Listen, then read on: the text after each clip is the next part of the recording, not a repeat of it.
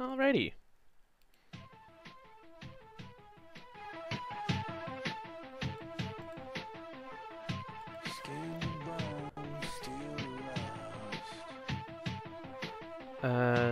No, I'm out of torches. Right.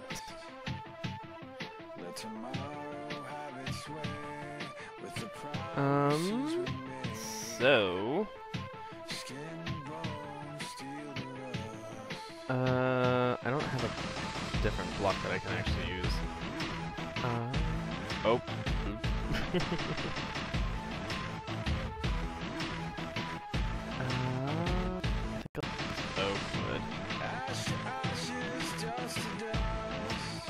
Probably oak with slabs because no mobs spawn on those. And then stuff will just fall on it, the drowned. And I can just bait them that way. Oh gosh.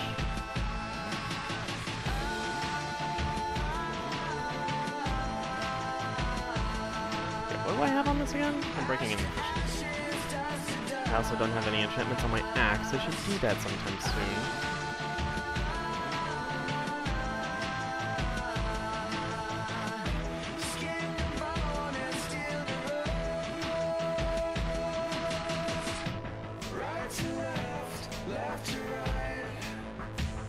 The sun's coming up, I believe, so that should be good. This isn't actually the greatest area to be harvesting a bunch of oak trees, but I guess this is okay. Oh hey, sapling.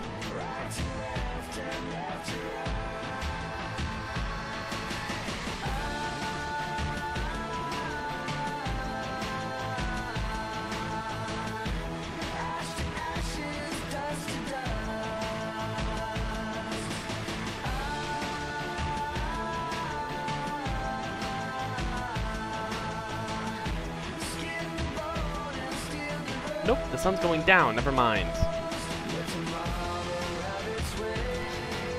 I should have realized that it was actually getting darker instead of brighter.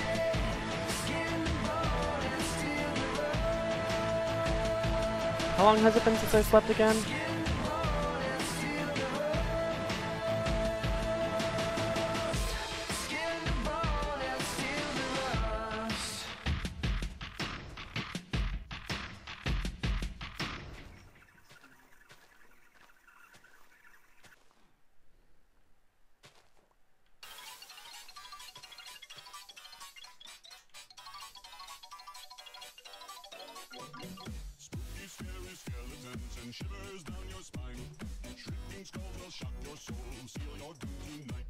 Spooky, scary skeletons and spooky screech.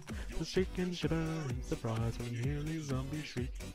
We're so sorry, skeletons, it's still misunderstood. You only want to socialize, but I don't think we should. A spooky, scary skeleton shouts startling shrilly screams. They'll sneak under sarcophagus and just won't leave you be.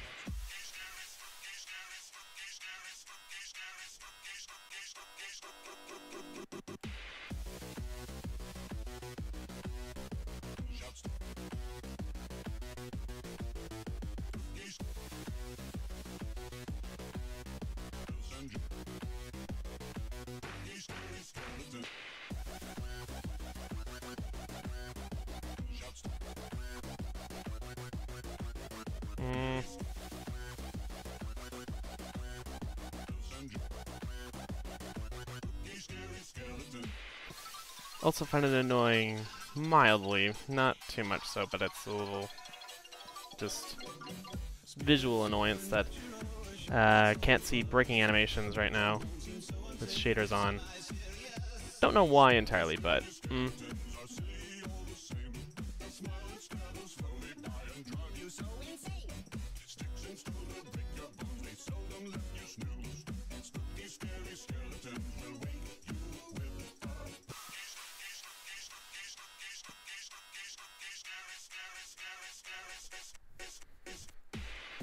Sadly, around me there is a bunch of apt spawning space, so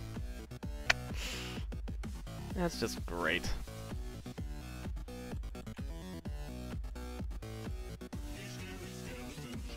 I didn't prepare enough torches. Figured I probably would do that. Anyway, for those just tuning in, I'm working on my drowned farm, a river drowned farm, not really inspired. It's basically just following El Mango's instructions on his river drowned farm example, which is why I have a turtle egg. I spent my last stream, or a little bit of it anyway, trying to get some turtles to breed. Fussed around a little while with that, but got some eggs in the end. Or rather, an egg. I only really needed the one.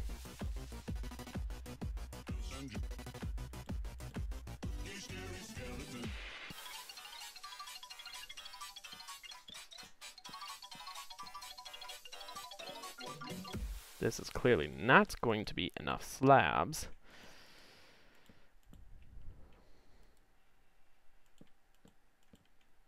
Got a secret, can you keep it? Swear this one you'll save.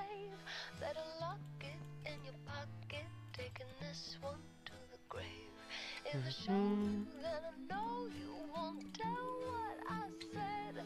'Cause two can keep a secret if one of them is dead.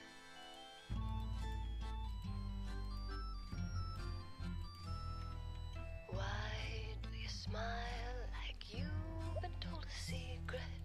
Now you're telling lies 'cause you have sworn to keep it. But no one keeps a secret. No one keeps a secret. Why, when we do our darkest deeds, do we tell? They burn in our brains. I know I probably should have worked more on this off camera, but I didn't.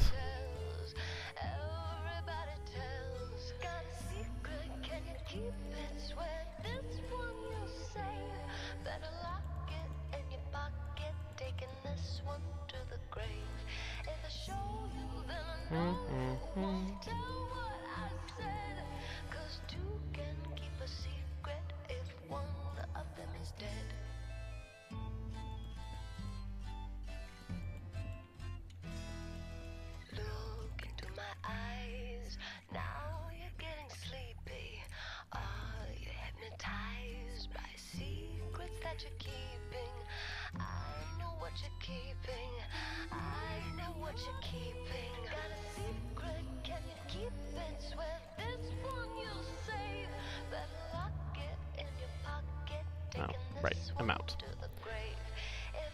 All that wood only covered this much.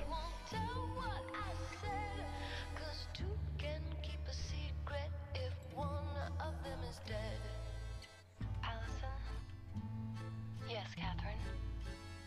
I have something I want to tell you, but None of these grew. Great. I promise. Do you swear on your life? I swear on my life. You swore Ow. never tell. You swore you'd never tell. You swore you'd Alright. never tell. You swore you'd never tell.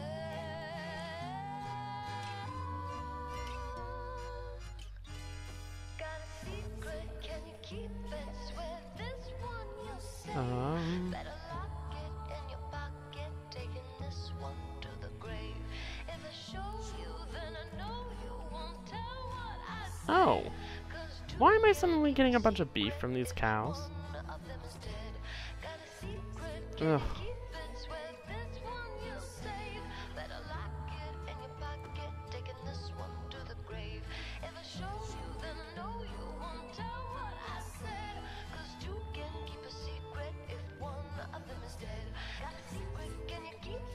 That's a little odd. I guess that's a graphical or a shader bug. Normally lava emits light.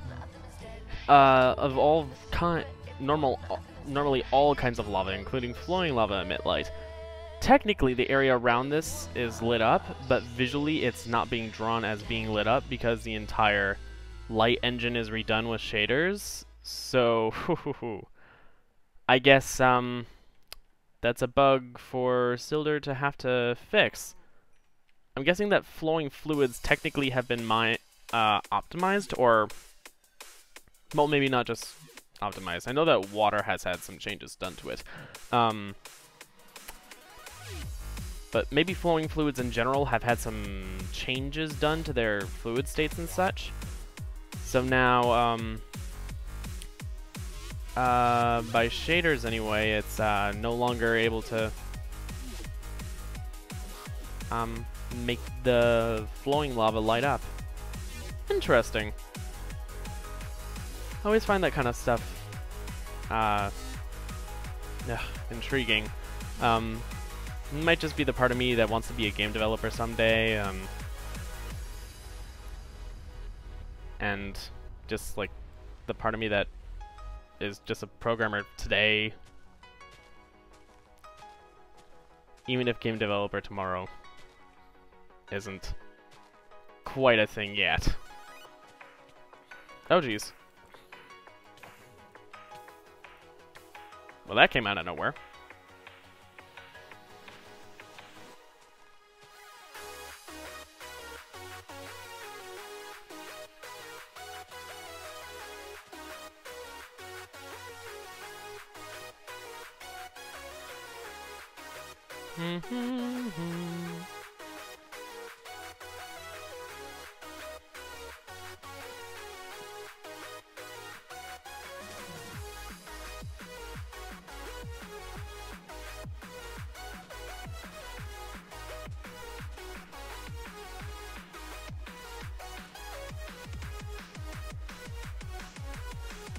I just thought I randomly planted all of these just so that it looked vaguely natural and so that they would grow all normally.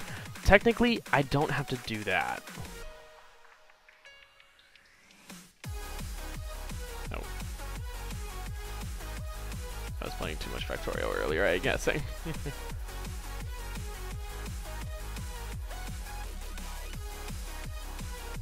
Heck, I'm still getting used to using right click for place and left click for break, because I was always in creative mode, and so it was just easier to place with left. That just made more sense to me.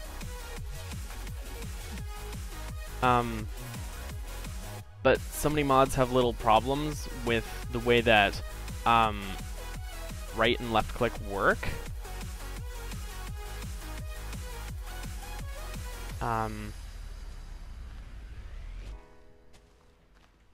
So like it'll adapt to your attack,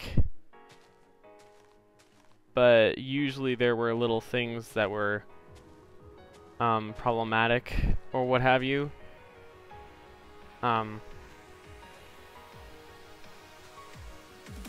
With right-click functions having to adapt. Did I get no saplings? Well, that's frustrating. I'm gonna kill a cow because I'm that angry.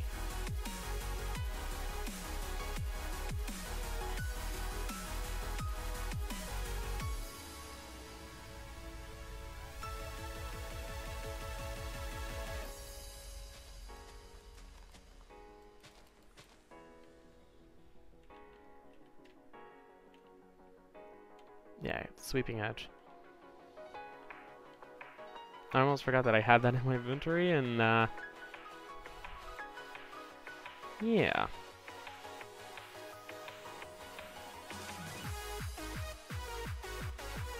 Oh hey, that's a perfect number of blocks. Nice. Yeah, I'm done with that part.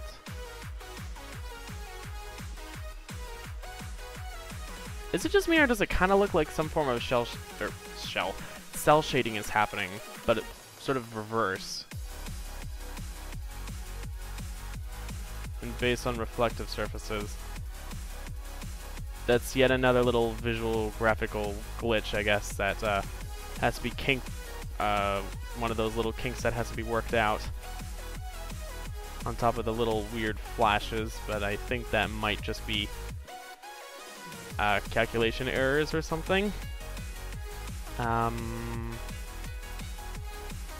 Those probably have really simple tweaks, or are just due to performance savings on the shader pack. And that sort of artifacting is unavoidable.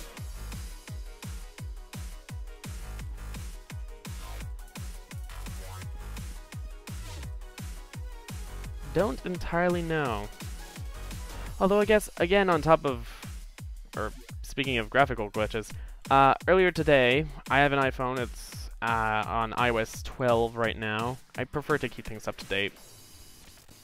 If something isn't able to update, especially on iOS, which ever since like iOS 6 and 9, specifically, there haven't been any major changes to Swift and Objective-C.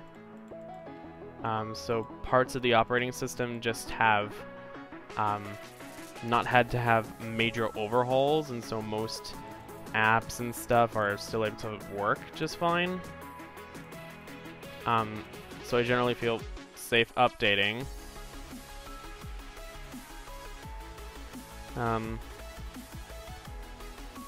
I mean, just generally, it's not really all that bad updating on iOS. I know that Android has some problems when it updates. Their SDK is kind of strange. I've seen it. I would know. I'm an intro to mobile programming.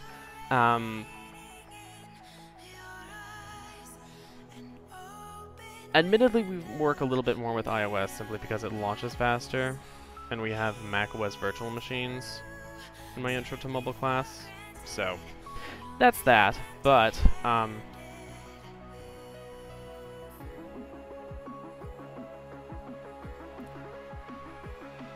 the Java SDK is so slow.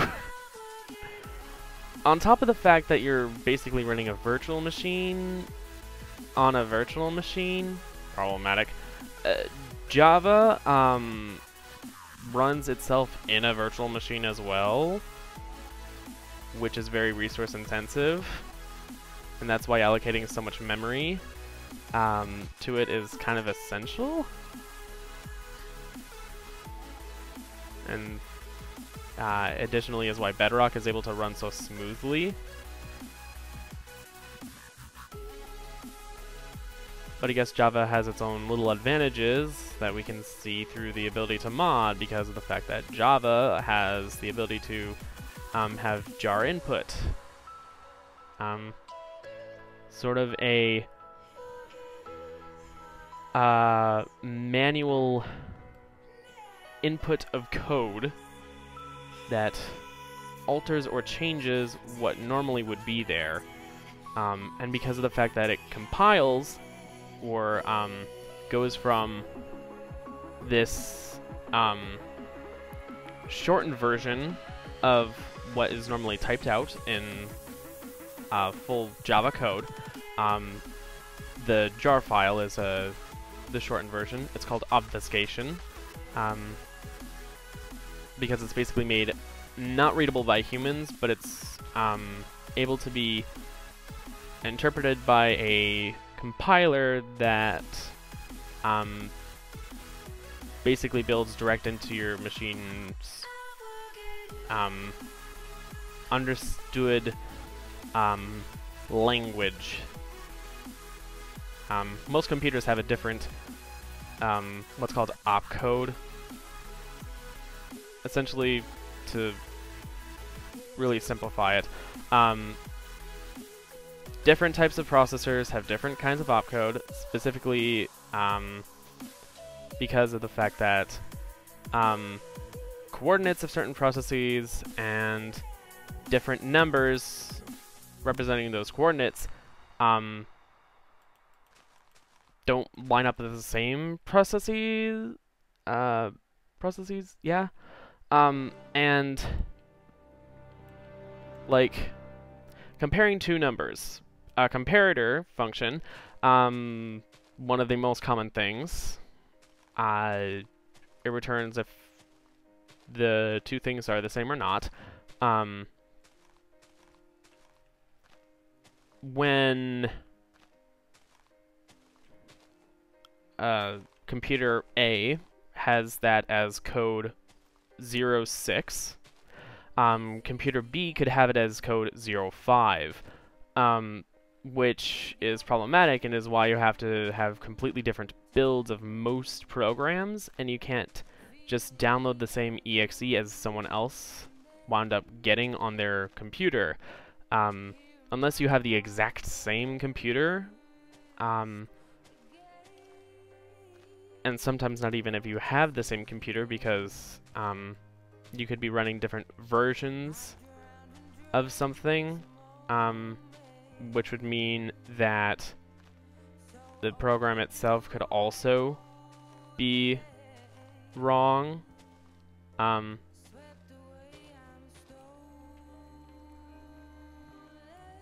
But let's leave it a little bit simpler.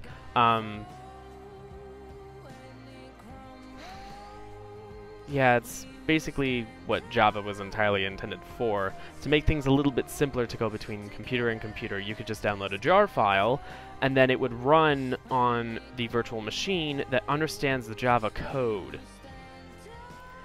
And the virtual machine just is... It is computer dependent, so computer A and computer B have different Java virtual machines, but the virtual machines both understand all of the same stuff. Underneath, they interpret it differently. Oh, that's a... Never mind. I thought that was just an open hole. Yeah, it's not.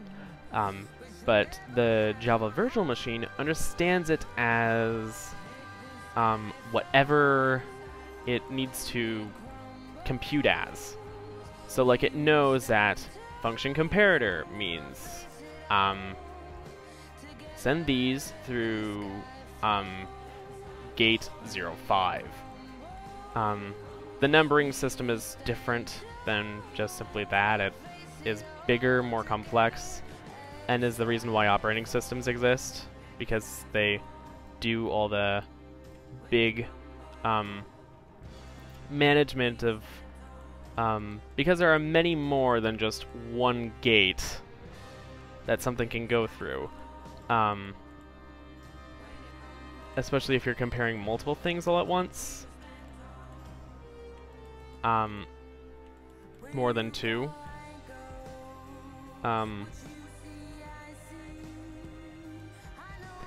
Yeah, it gets bigger and more complicated. For those really interested in like computer architecture, the middle point between hardware and software, it's dense, admittedly. It tries to do some simplification at certain points, and a lot of good little comparisons and such. But there is a book that is basically... actually, I have it on my laptop. My reading list bookmarks. Elements of Computing Systems. Building a Modern Computer from Scratch. I think it's... or it's just building a modern computer. But basically, it tells you, or it teaches you how to build what is a full virtual machine in the end. It will run a high-level programming language, sort of like Java, Because it's a virtual machine, technically it runs the Java direct, I think, and you aren't building a virtual machine on a virtual machine because that's just super inefficient.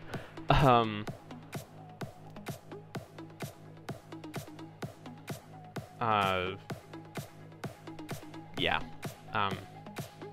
Just pulling interpreted code through interpreted code is just sort of problematic.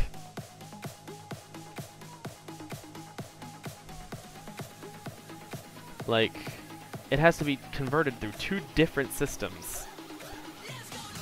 That's why it's considered problematic. Yeah.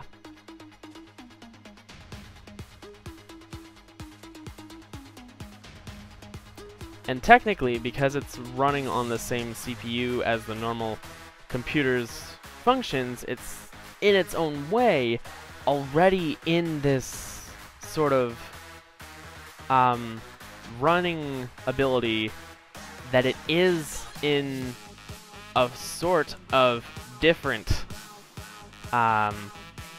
format that is understandable by your computer, but it doesn't actually do what it would normally do. Instead, it has to be run through, again, an interpreter, which is what virtual machines basically do. They just sort of read and then convert, I guess, is the best way to put it.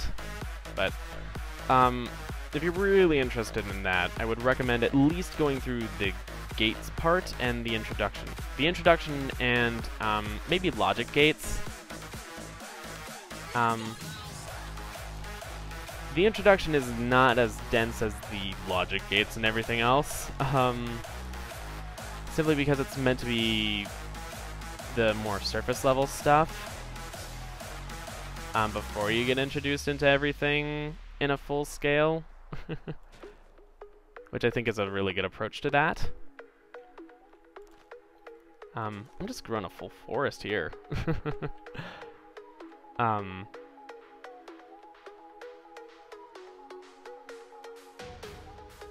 Yeah, anyway.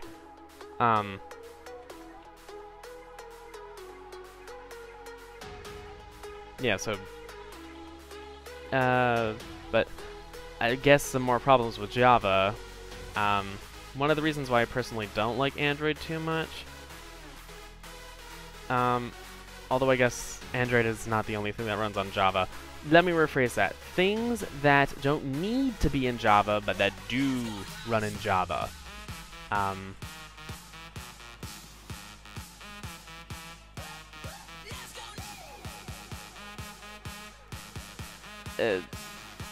Minecraft is kind of excused because things have gotten, or used to be, a lot more difficult to manage back in the day, and I mean, for any sort of independent developer, a lot of indie devs still use Java. It is kind of fading out a little bit, specifically in the light of what is considered much more standard today, the .NET framework.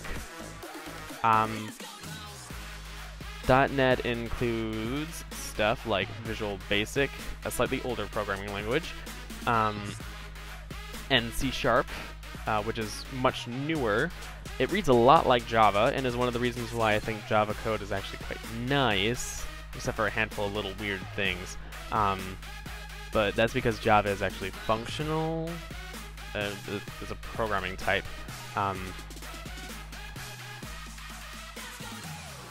Wherein it focuses more on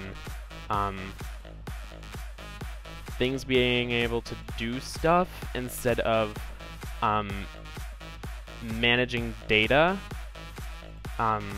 C# is what's called object-oriented, and it is effectively, you have some sort of object, some sort of collection of variables, and it manages them for you. You just have to do whatever you are planning to do, intending to do, with that object. It's, I guess, a sort of more well, it's hard to describe the differences because I've barely used functional languages in general. The only functional language I've really touched is JavaScript, actually. I've done a tiny bit in Java. I didn't even get a fully compiled mod, I will say. Although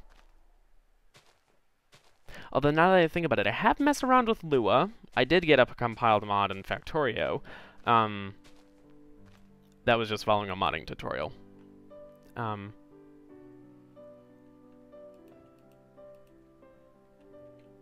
But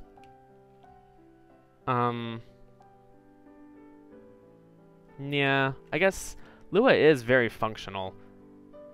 Java does have quite a lot that you can do with object-oriented programming if you so choose. So,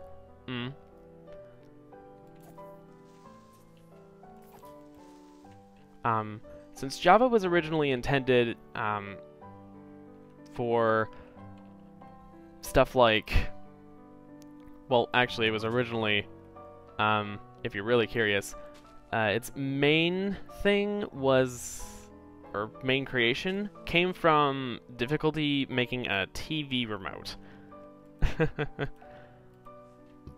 Excuse me.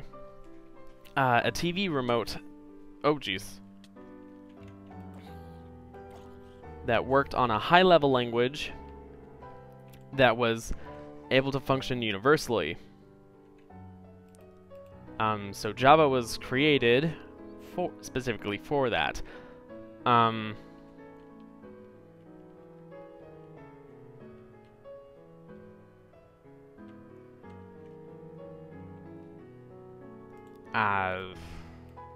But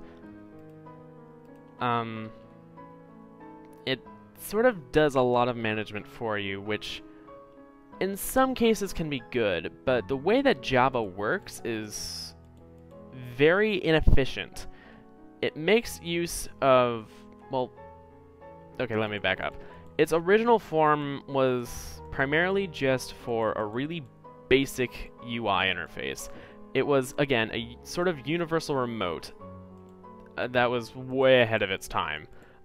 If it came into fruition today, it would probably be considered sort of a smart remote.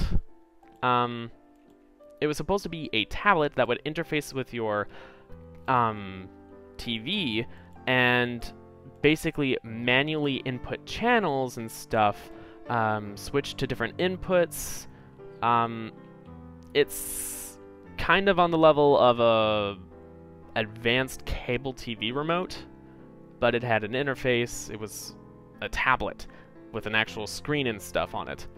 And it ran on Java. Java had to be created specifically so that it could interface with different TVs, because TVs on their back end, on their inside, didn't always understand the same stuff. This is why you need different brand remotes for different TVs. This sort of universal remote was intended to get around that. Most universal remotes today run on stuff like Java, or have a system that allows them to understand many different TV architectures, their computer running programs, methods, and stuff. But I don't really work with TV, so I don't know how all that stuff works, and I don't know what weird stuff they might be doing today to make it easier. But basically, a lot of stuff runs Java simply because of the fact that it's so hardware independent that it can get past just about anything. Yeah. But for bigger programs, Java isn't super efficient. Because you're effectively running a because you are running a virtual machine, there are stripped-down versions for things like TV remotes so that you aren't running a big, huge framework. And heck, even Minecraft runs in a not huge version of Java. It's called the Lightweight Game Framework. I think it's part of the Java install that you do.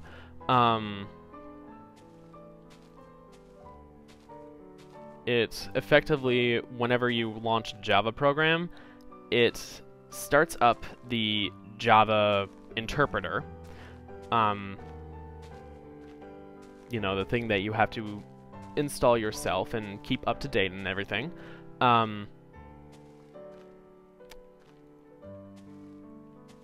That has little, I guess you could say,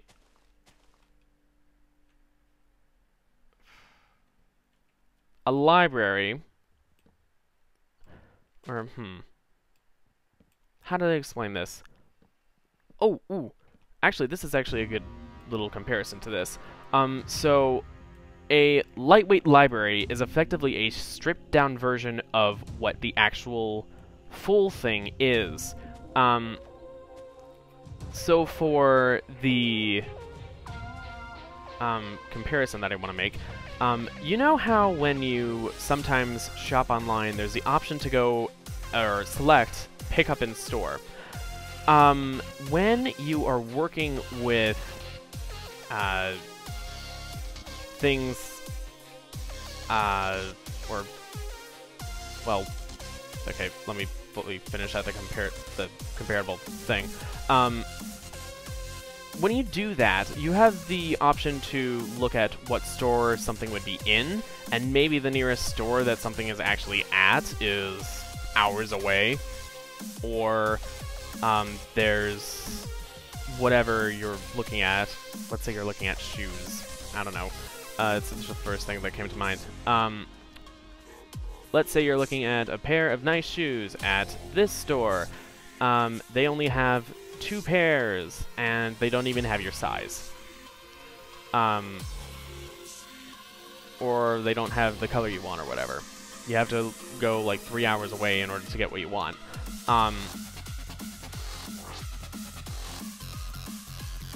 Or you can just do a full order online, but let's say you can only pick up in store, because Java is meant to work offline.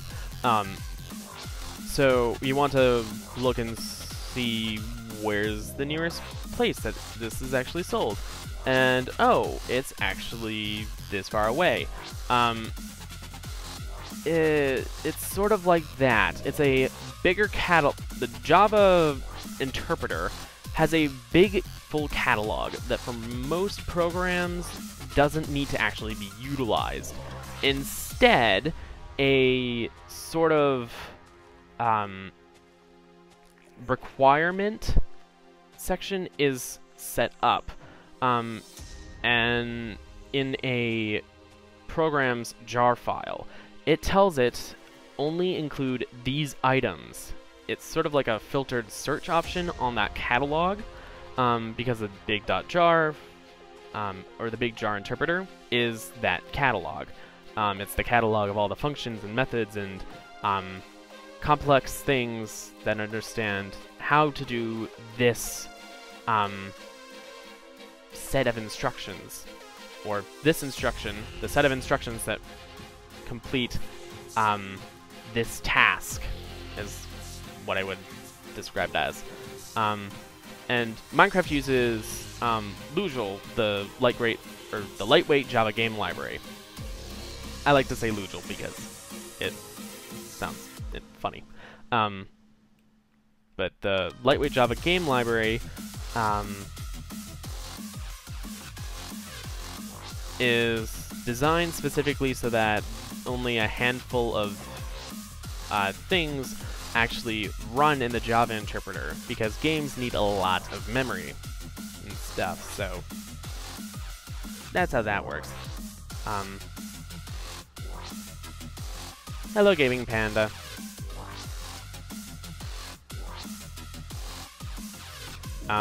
But how that relates to big things in Java, it still isn't the most efficient thing in the world.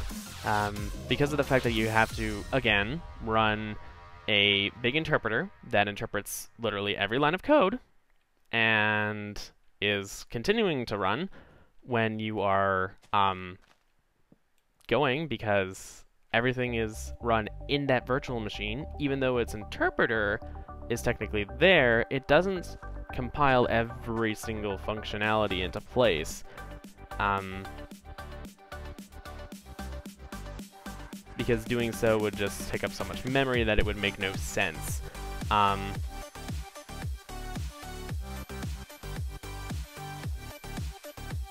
Like memory on your hard disk.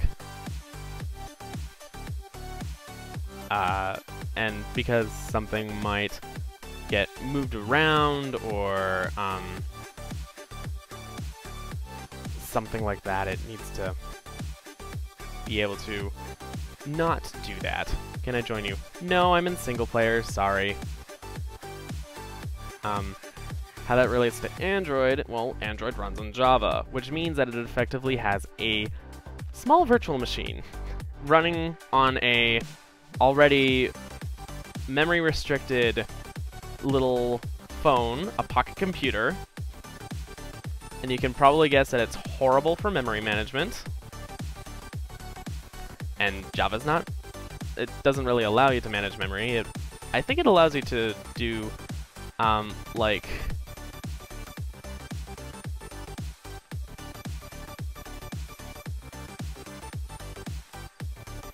write to system, but that's about it. That isn't really memory management. That's actually kind of, that's one of the things that's in most programming languages now that I think about it. Write to system really should be write to file as it. Oh, jeez. Great, there are a bunch of tall oaks just growing right here.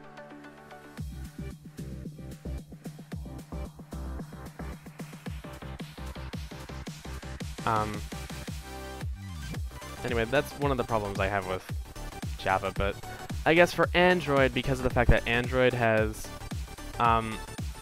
it works like Windows, wherein, if you develop for Android, you're developing for a vast array of different types of devices, so you need to have that virtual interpreter, which can understand the instructions of all kinds of different devices. This is probably more slats than I actually need, but whatever.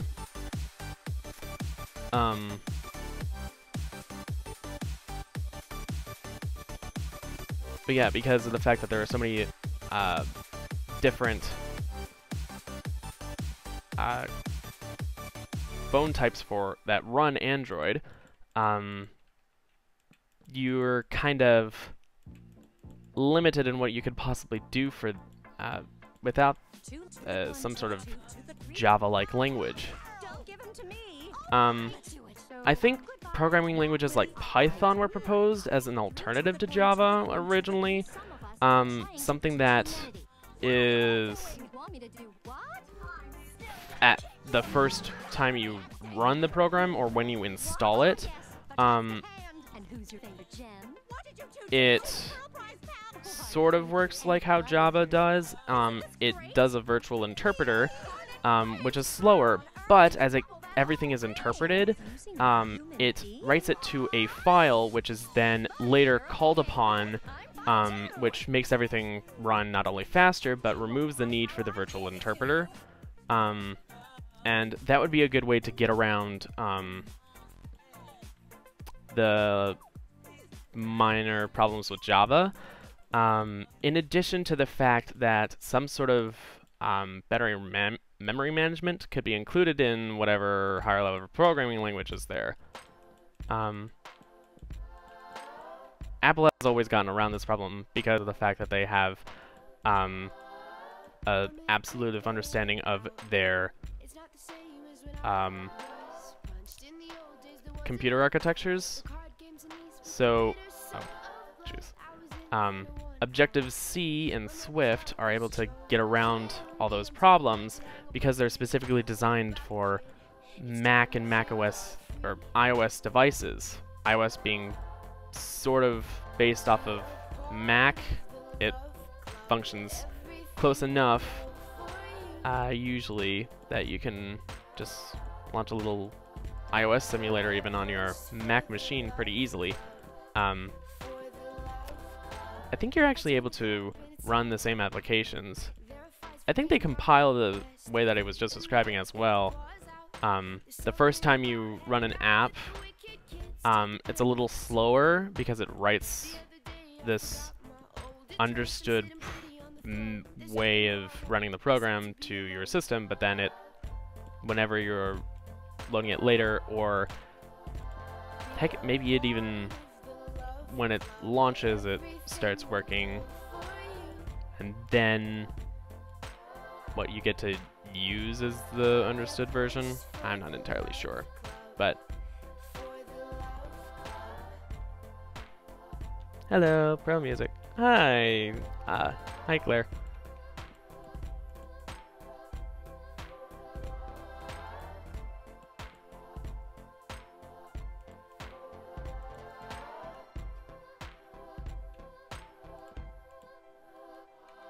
Oh, did I actually run out of slabs?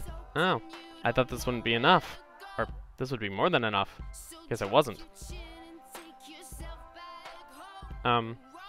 Anyway.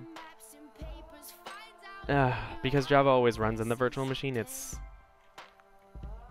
not super great. Oh, geez, skeletons. What the? Dude. Oh my god.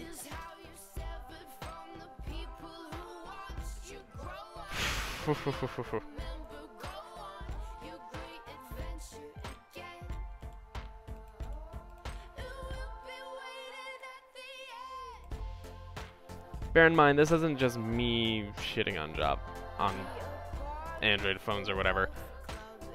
I'm just saying it's a little bit of a pain to develop on them, and that it's not always the most efficient.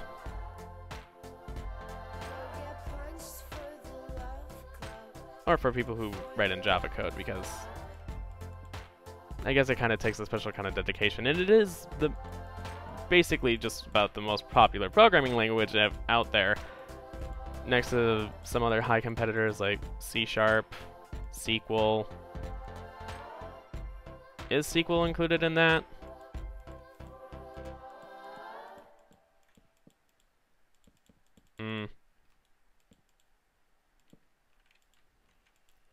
If HTML was actually a programming language, that would be included. Although I know that JavaScript... Well, depends, because a lot of people are moving over to things like ASP.NET, which writes the JavaScript for you.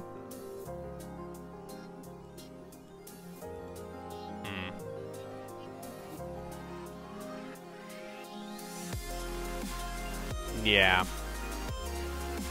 Anyway, to sort of cut away from all that,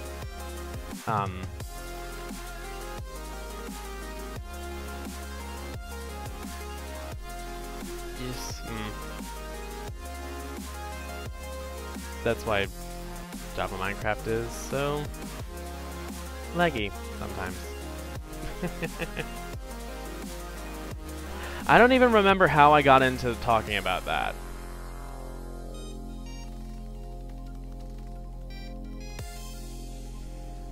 Oh yeah, I was talking about a visual bug in my phone, I think. I forget what I transitioned through to talking about Java that way, though.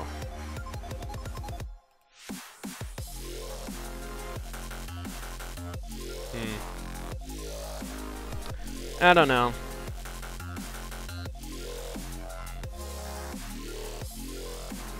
Oh wait, I was talking about artifacting and little problems, and then why Java works with mods so well. Yeah, then that's how I got to the whole explaining how Java works and why that might be problematic for some things. I mean, I guess for Minecraft, it kind of works really nicely because, again, it compiles every single time and whatnot.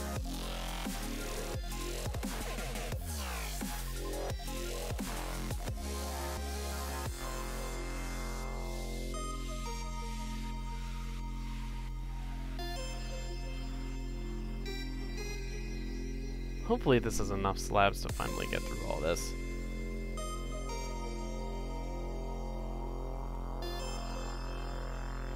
I don't have very long until... Yeah, this should be enough. This should Do it. Yeah, awesome.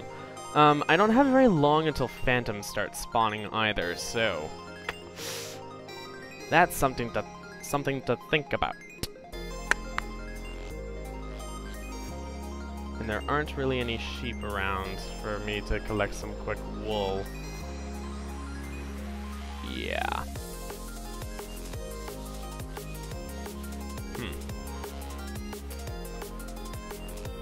No. Anyway, so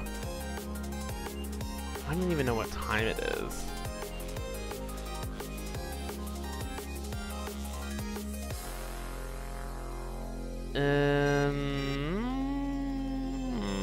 I forget if there's a way to read what time it is.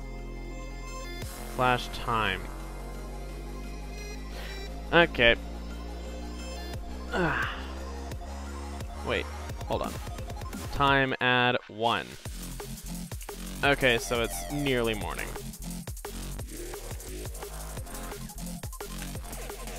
By the way, time add 1 just adds 1 tick, so that's not like it's accelerating my day-night cycle more than a 20th of a second.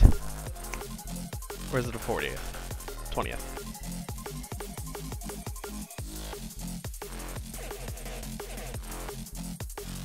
I'm thinking.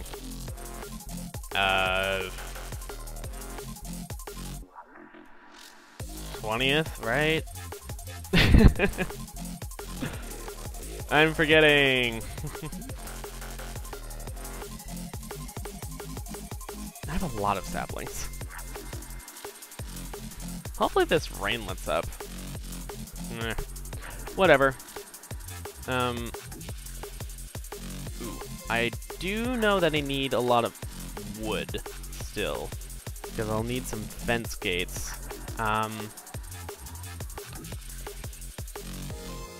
And some way to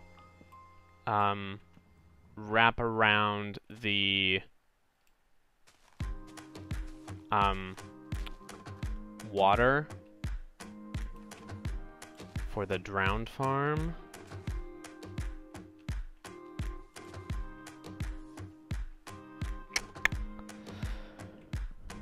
For the area in which the drowned spawn. Yeah. Although I should probably build the little area that protects the egg first. Or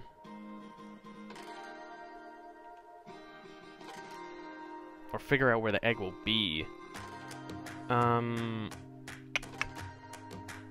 Now that I think about it, did I even measure out the distance on this?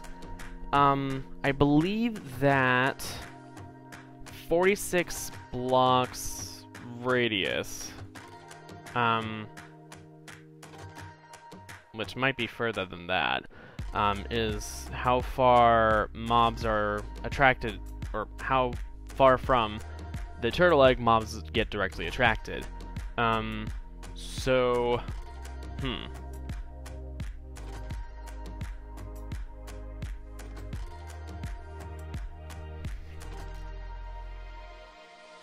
Or the drowned will be attracted anyway.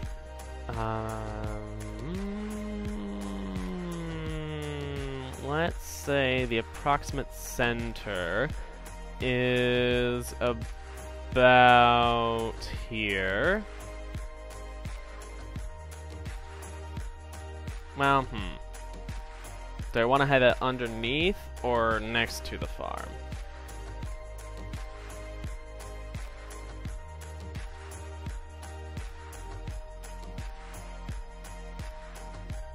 I think it'll have to be next to.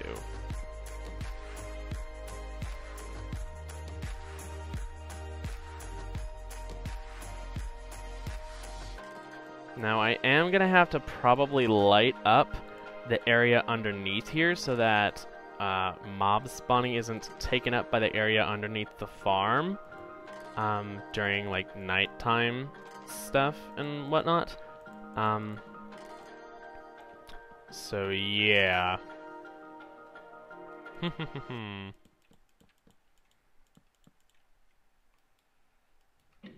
Of course. Of course. Just as I start expanding the platform more outward from the side. Run out of wood.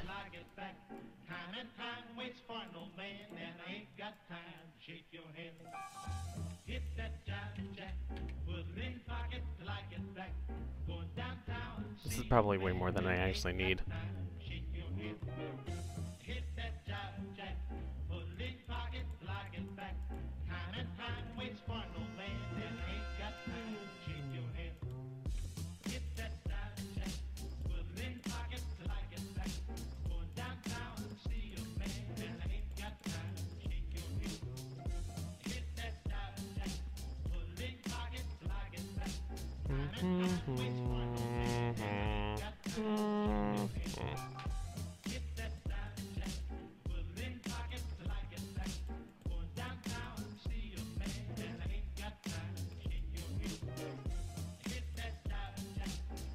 This is probably way more area over here than there actually needs to be.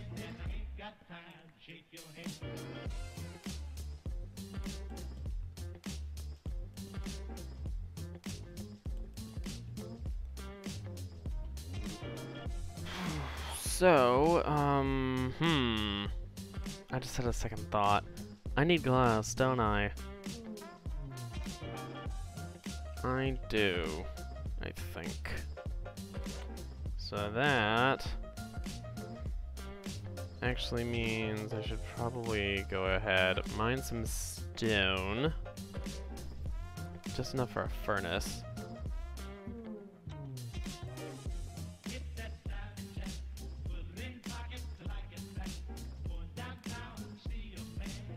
Really quick, collect some sand. I was about to say, is there even any around? Yes, there is.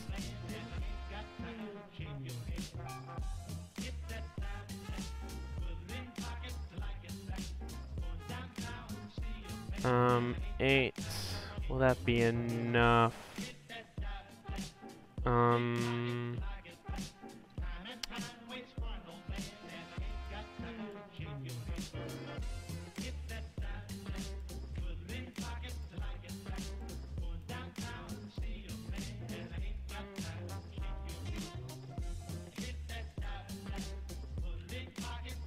17, that should be plenty. Heck, I even have one spare to put back in the ecosystem.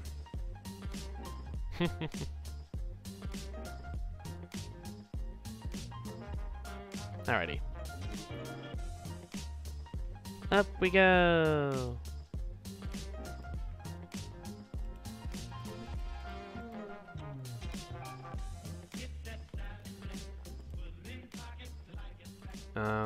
I guess I should probably...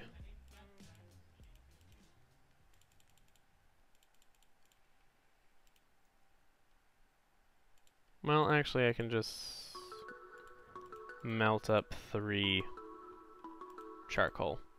I'll have one spare for torches. At least right away.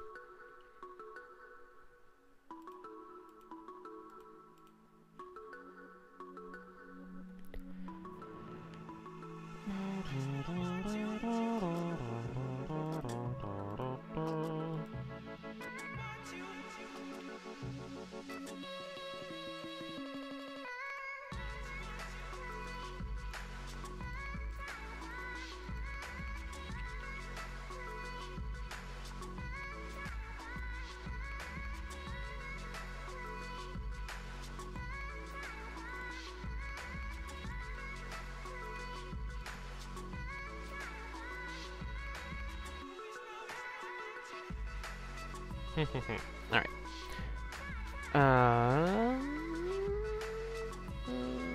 Let's start making... Well,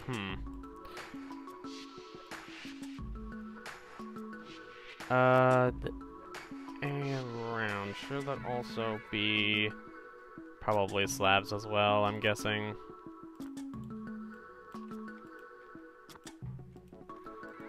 That'll take a fair few blocks.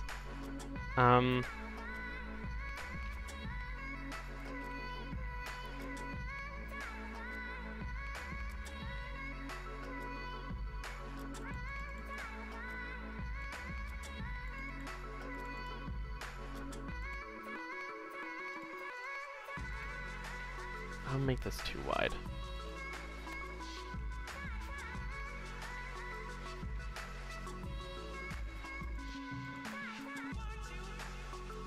Oh hey, the sun'll come out before sundown.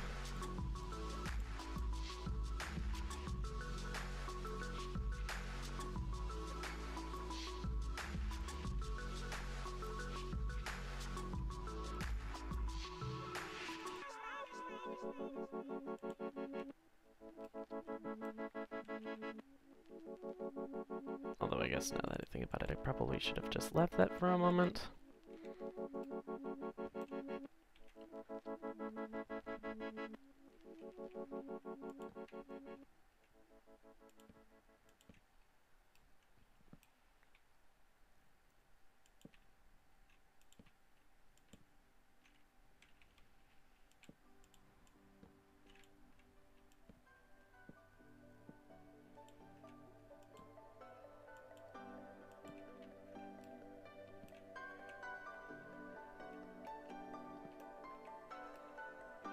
Oop, well, that was dumb.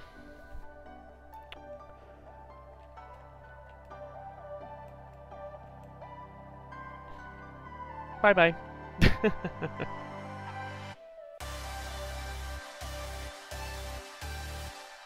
I'll just leave that one.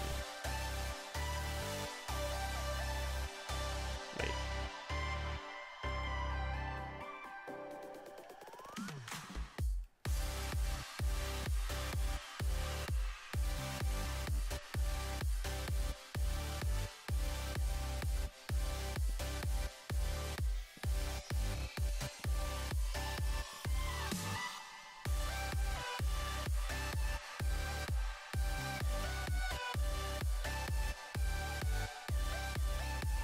Oh, that was actually necessary.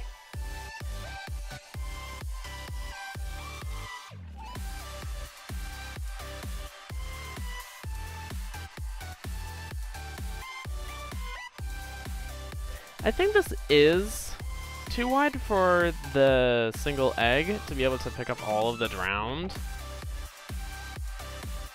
Or to attract all the drowned. That should be okay. Just so long as, well, admittedly, I don't think... Oh, God! Oh, no. Nope, nope, nope, nope, nope, nope, nope. Nope. One. Nope.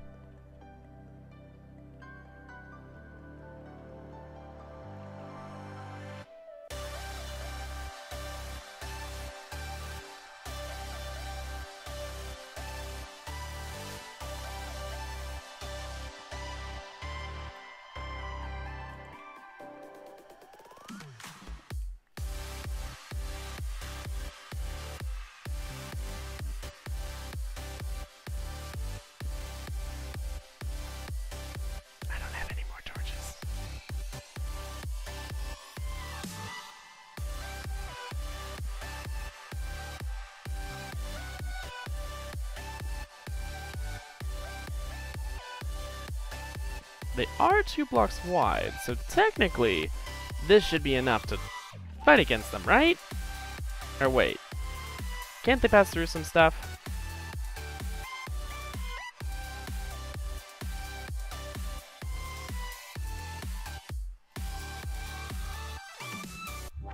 I forget. Well, great! Now you have to deal with phantoms, because I haven't slept for too long.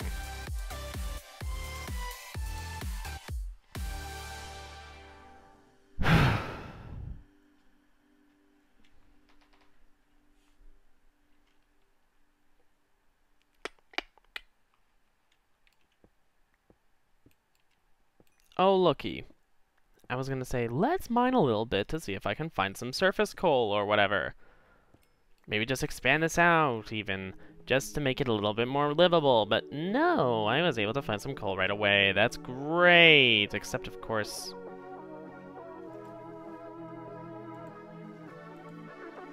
that. Oh, that's an axe.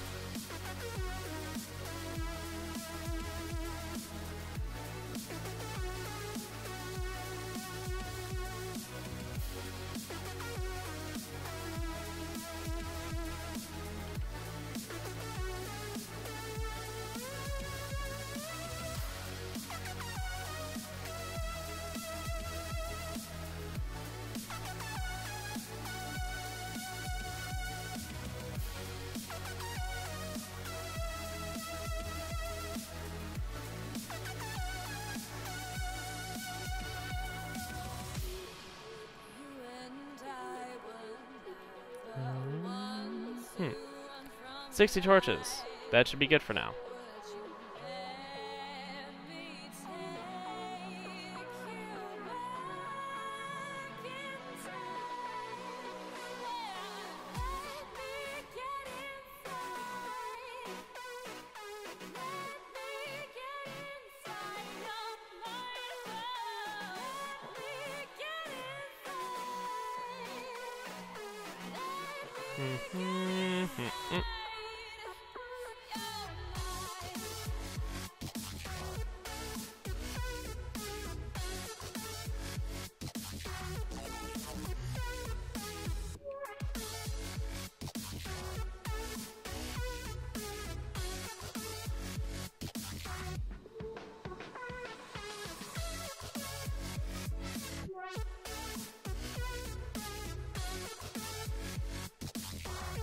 I don't really see the phantoms right now.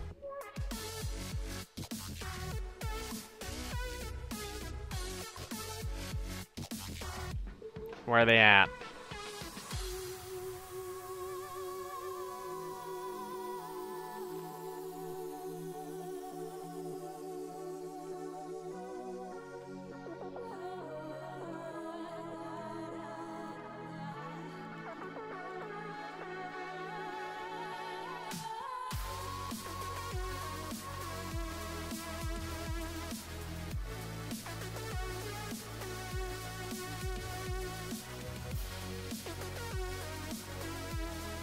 I don't see any.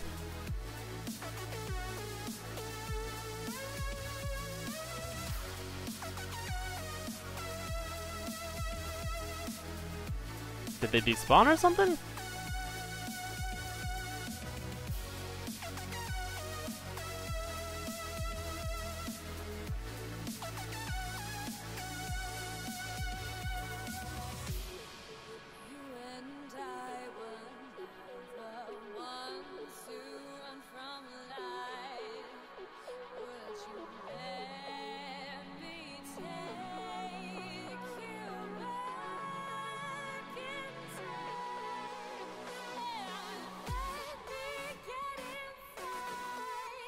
Are they just trying to detect me not being in my hovel hole?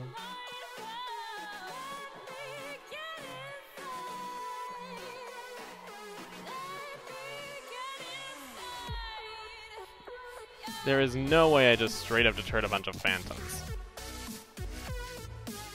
Baby zombie!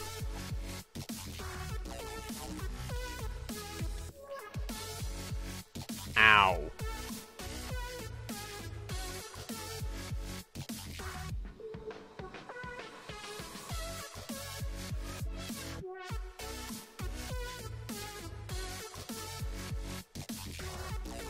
I am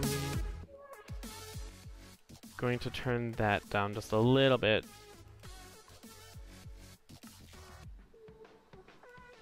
Hostile creatures up like 50%. Just so that I can hear the phantoms screech is a little bit easier. Because I don't feel like getting snuck up on all that much.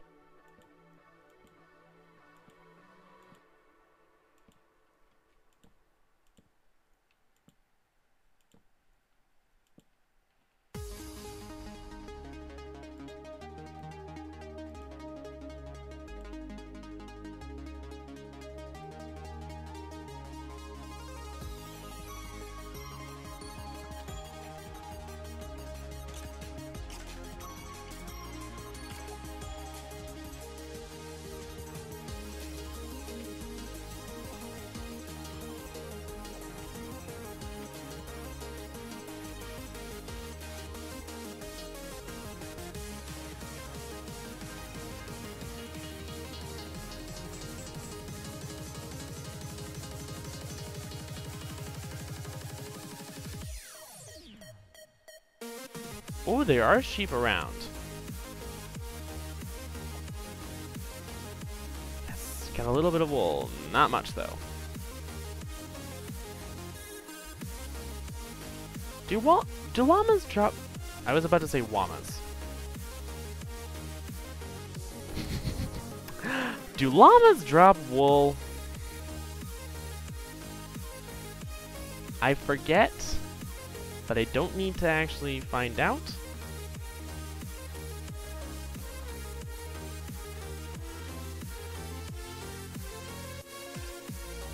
Because I have enough wool for a bed now, and the next time it's dark, I will be able to sleep. Because I'm certain that by the time I've made the bed, it'll be too late to have slept.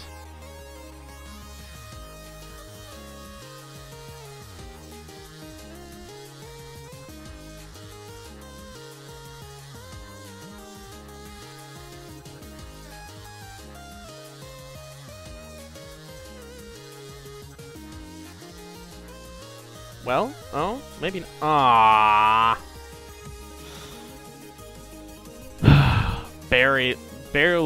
barely unable to. Oh, that sucks.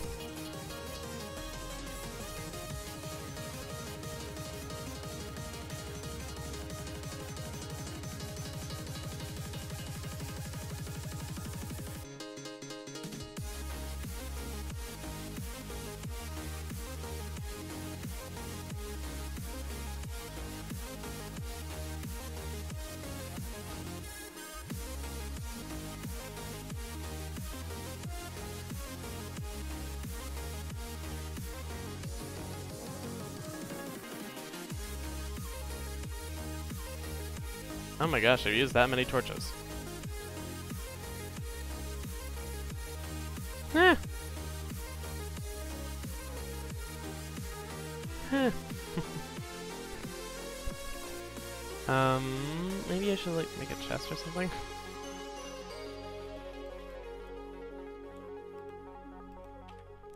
Just to hold all the junk I have.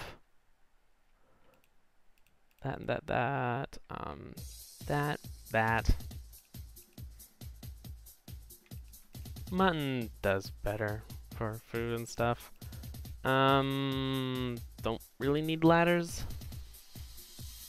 Don't need the wool, don't need the door. I don't want to leave behind the Sleeping Edge book, so I'll just leave that. That stuff is in there just because it's not essential stuff. It's stuff that can be left behind if I forget it or whatever.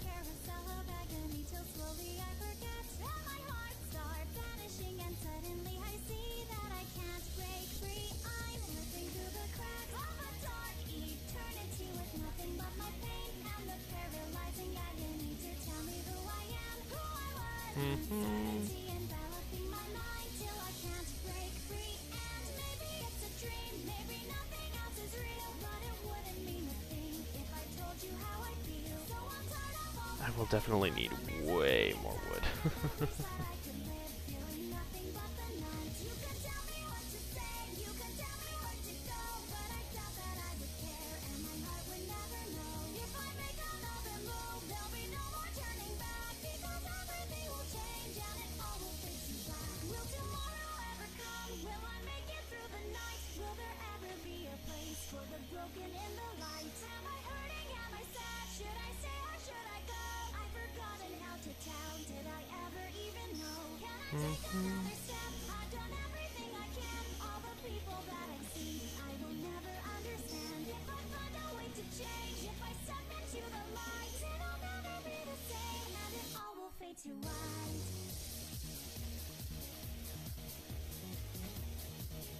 Alrighty.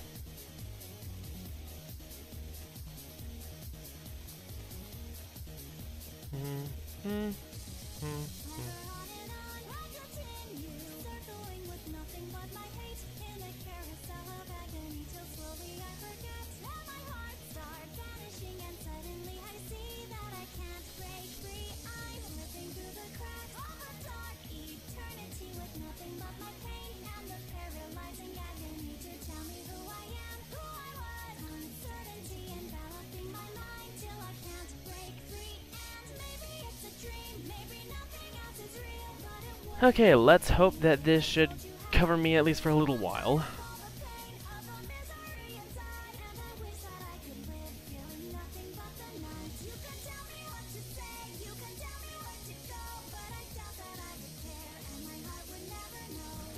Um.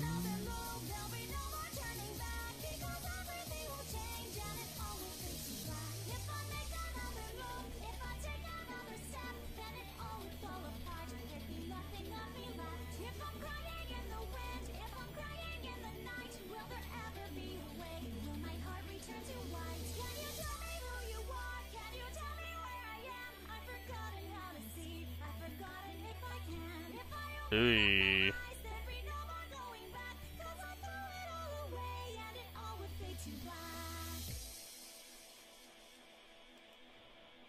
That really doesn't make a lot of fence gates. Uh-oh. And I need these so that mobs can fall through.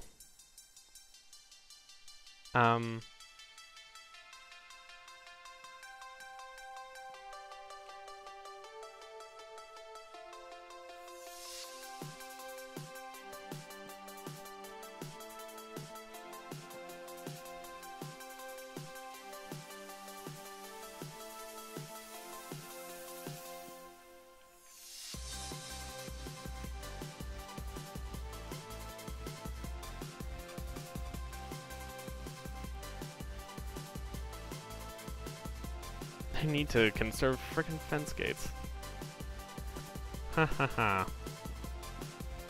Don't know if I find that funny or just strange. Minecraft mechanics, everyone.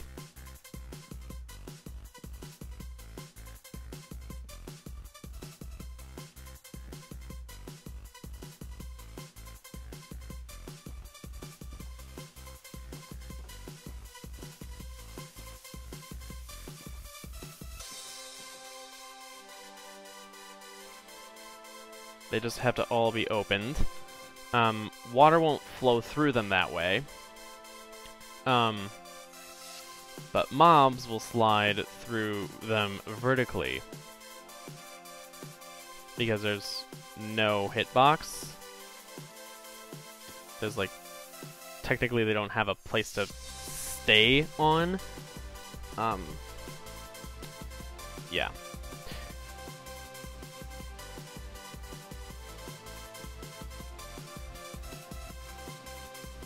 Oh yeah, I'm able to place them on the sides.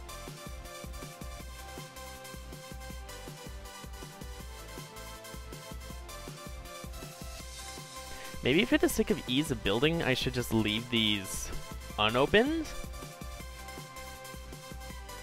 Can I walk on them that way? Ow.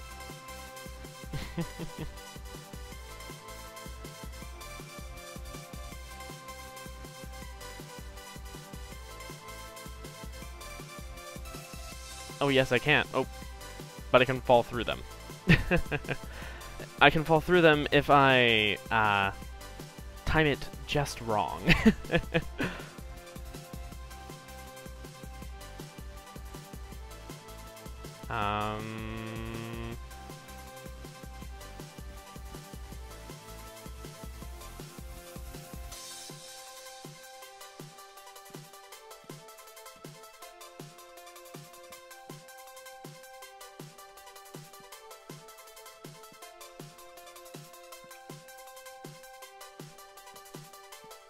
Alrighty. I can get rid of that nerd pole when when I run out of slabs. Return the slab, or suffer my curse.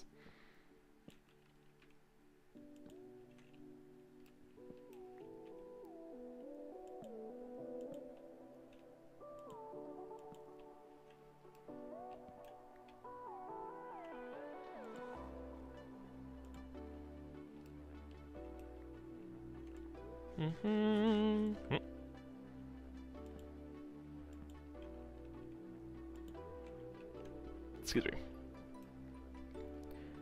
We won't be working on the drowned farm this entire time, but I want to at least get a lot of this part done. I'm just doing it on camera because, frankly, it'll be more interesting shenanigans seeing me doing it on camera, I feel like.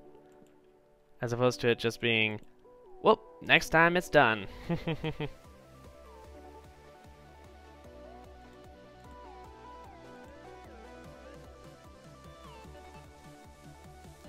Besides, in that way I don't have to wait once I'm done with it. I do feel like I think I'm gonna be placing like the last few blocks or setting it or filling in all the water at the very end on camera at least, even if I don't do all of the actual construction on camera, because this is gonna take so much wood, guys. This is gonna take so much wood for all those fence gates. Some people probably don't even think about how much wood it actually takes to make a load of fence gates like that. Just, oh my god. You never think about that.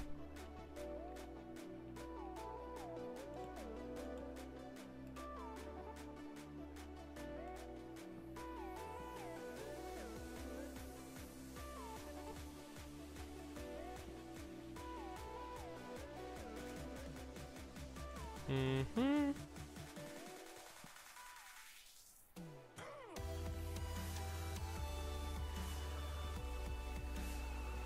Starting to get dark, so I'm gonna have to...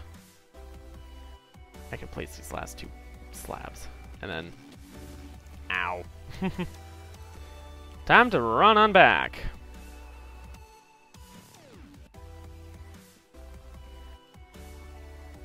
Break that while I'm here.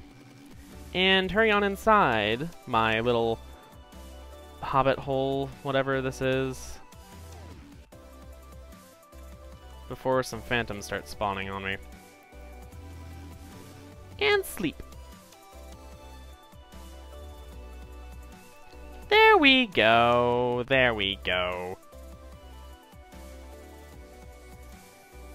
I only have 24 slabs.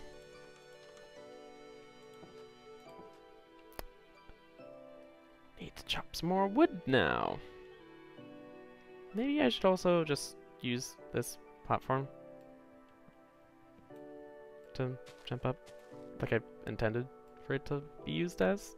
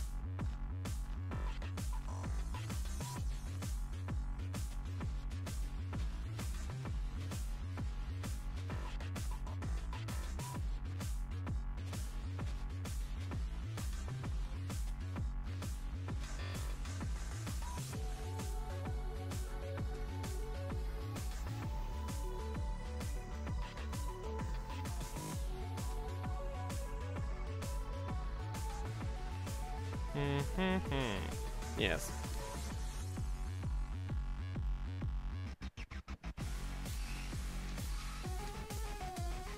I feel like I should just get a row of trees and then have slabs over the top of them so that they don't grow into tall trees like those over there that I'm probably just gonna leave.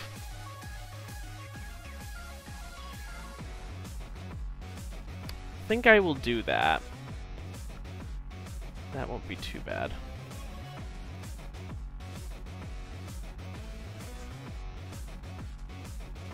Sorry that a lot of this is just breaking trees and stuff. When you're making a bunch of farms like this, it's not super entertaining, so like, But anyway.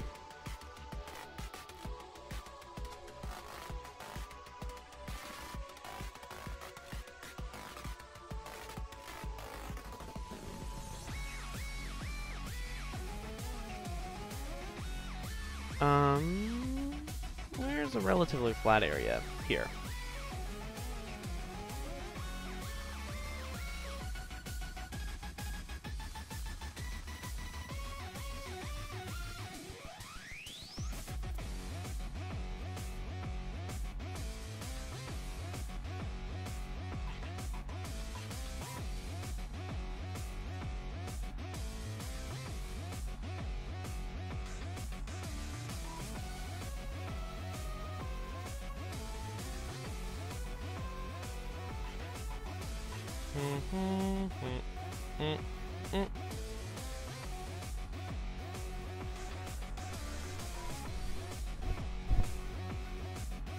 Alright, now that should be able to grow the trees, or the trees should be able to grow, but they won't be able to grow any taller than that.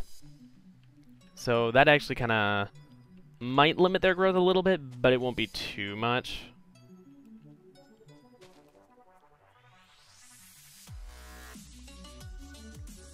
I'm getting plenty of apples out of this, though. That's nice.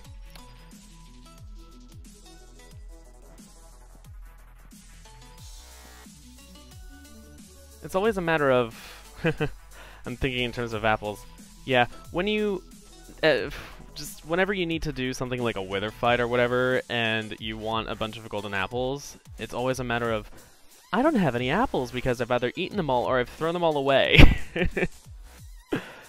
So I probably should save most of my apples. Or heck, I mean, I can feed them to my horse too, if I really don't care for them. So, yeah.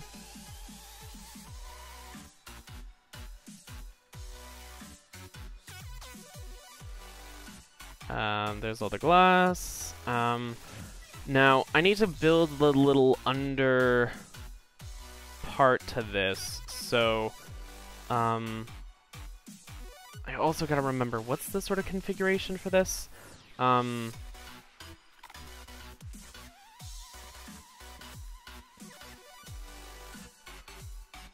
I'm out of slabs. And I don't want it just floating, so...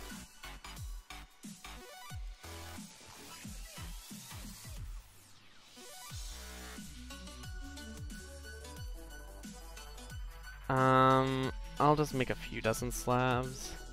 Yeah, I'll make a few dozen. Is that just a couple dozen?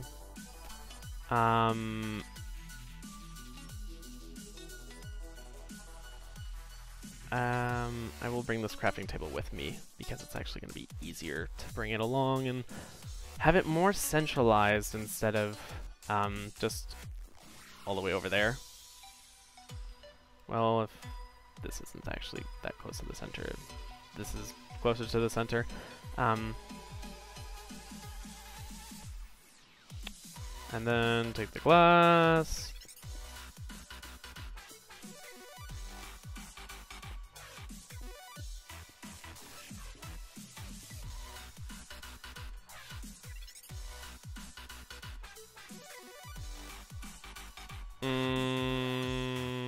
I only have 2 glass left. I'm not gonna try and force that. So I need a water bucket. Preferably not in the slab, of course.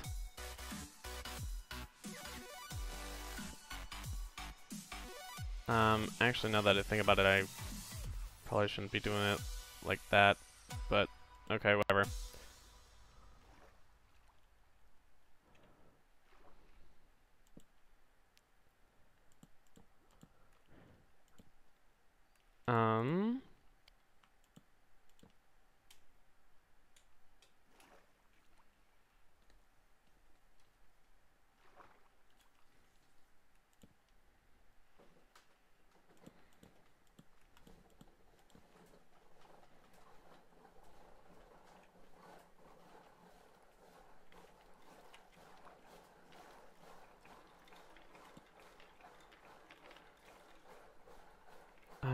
So this part will be where the mobs cannot get through.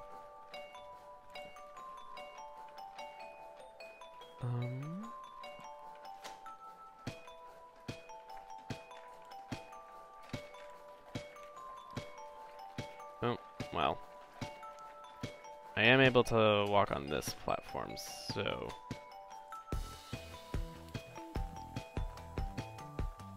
that works.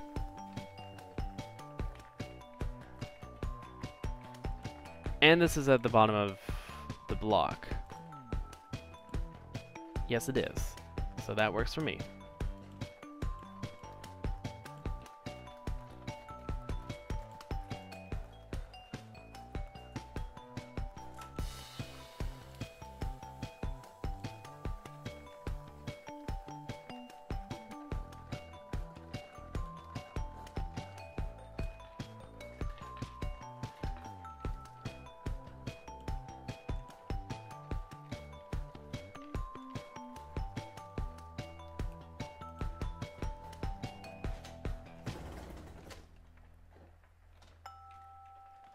I was about to say, baby drowned can get through this. And I probably want to make sure that I have an easy way to get to here.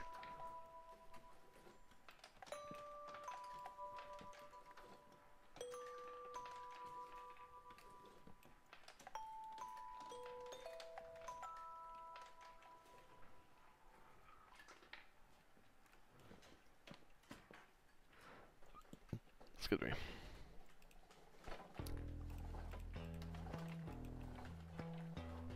Actually, I'm gonna wait to deploy the turtle egg.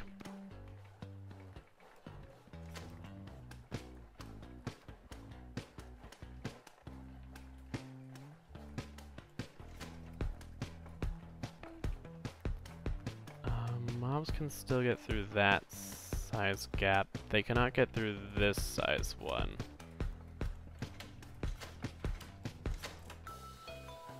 Not even baby drown can, actually, so that's better.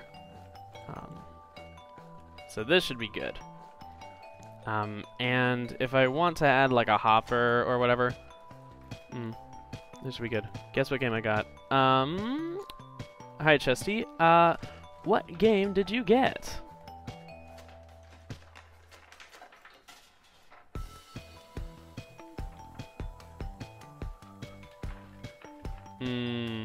What is the best way to get around this?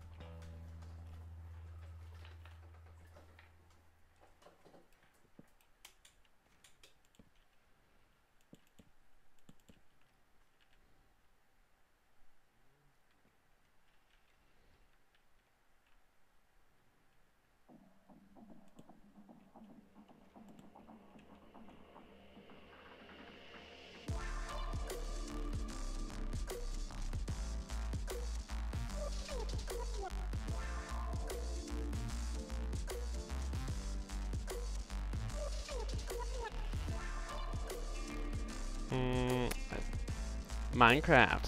Fun! On what system?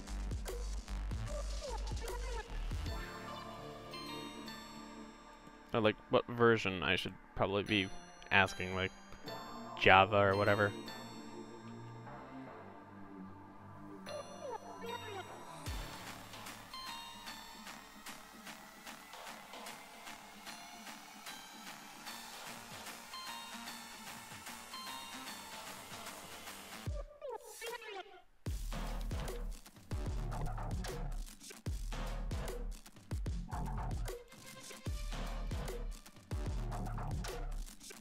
I can toss that away, those away.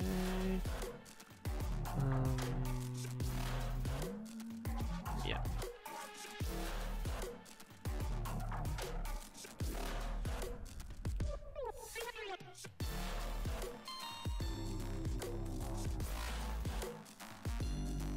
I can make some slabs and stuff.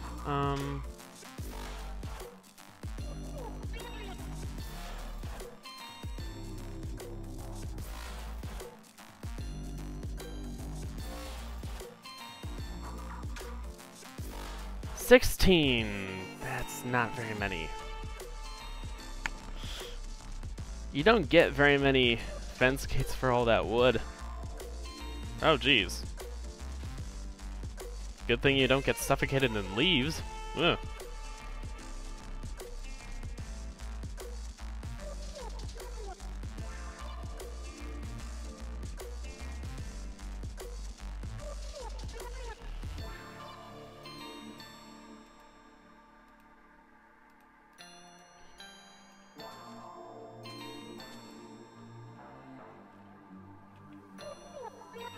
Of course, there are a bunch of dogs.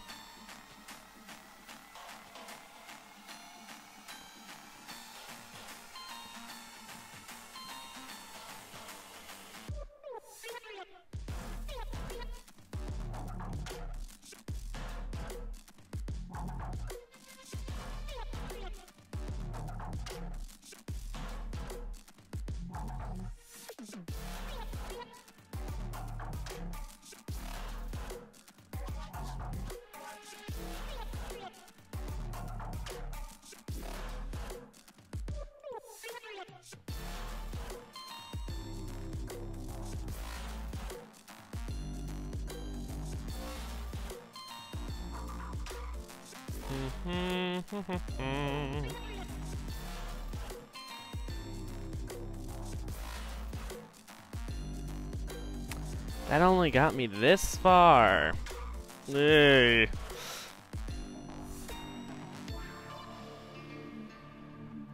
Yep. This is also like a winding maze. Oh boy. Okay, so let's just keep on going. Jeez, it's already 8. Okay, so at this point, I'm pretty much guaranteed to either not be able to do one of two things. Oh. Well then. I knew I wasn't going to be able to finish this at all today. But at this point, I think I'll have to leave this be for next time. Or probably something I'll have to do on my own. Honestly, there is too much to do to not just do it off camera. This is yet another farm that I have to do off camera because of the fact that it takes so much time to do everything. I haven't even really worked on the slime farm. Ugh. Okay, so I do have my coordinates noted down, right?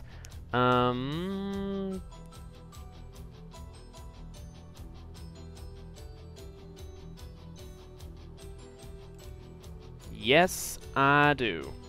Alright. Okay.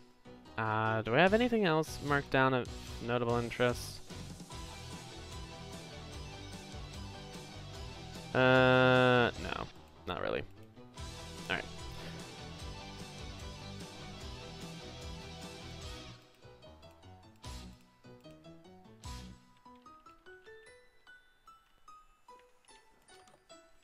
Anything in this chest particularly worth grabbing? The glass, the leather. More saplings, why not? String, wool, apples, arrows, flint for more arrows. The rest can just sort of be left here. This should be good.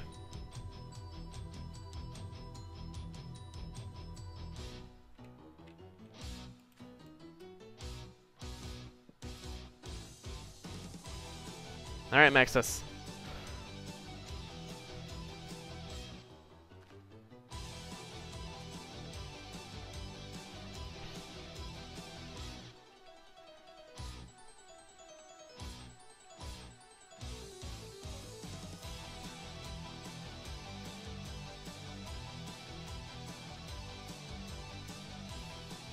Okay, good. We left a torch trail.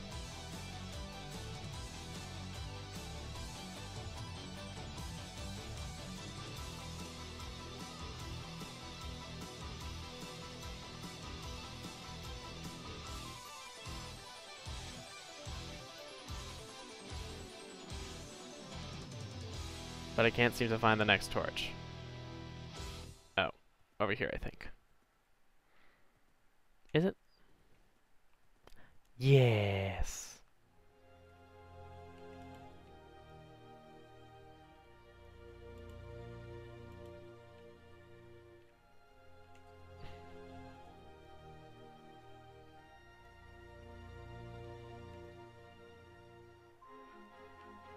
Oh.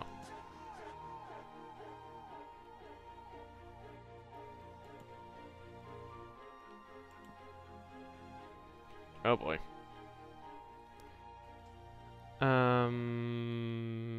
No, where did it come from? Where did it go? Where did it come from?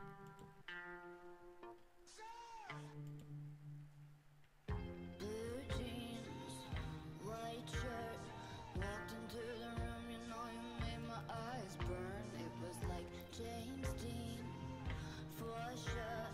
You're so fresh to death and sick as cancer. You were sort of punk rock, I grew up on it. Oh, come on, I'm trying to break torches.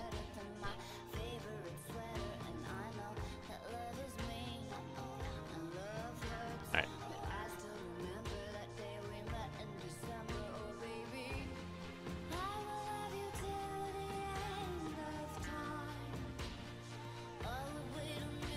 Nope, skeletons. Yep. Where's the next torch?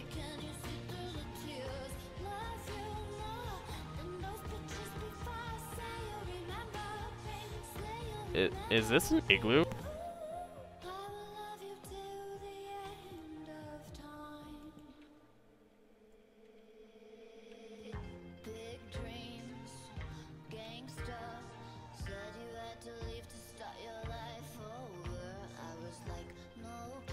Hmm.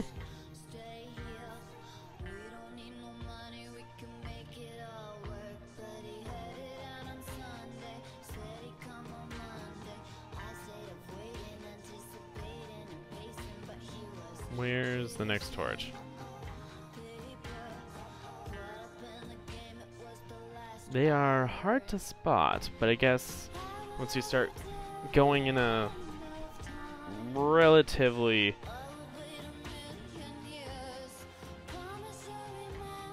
straight direction, you can keep track of them. Oh boy, where's the next torch?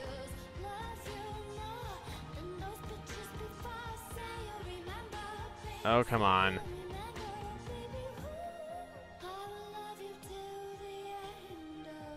Was I not placing torches the entire time?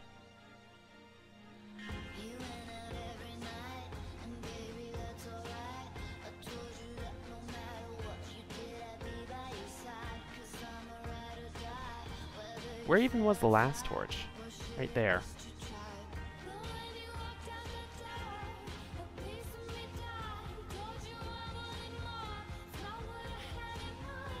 I think that's my my forest, so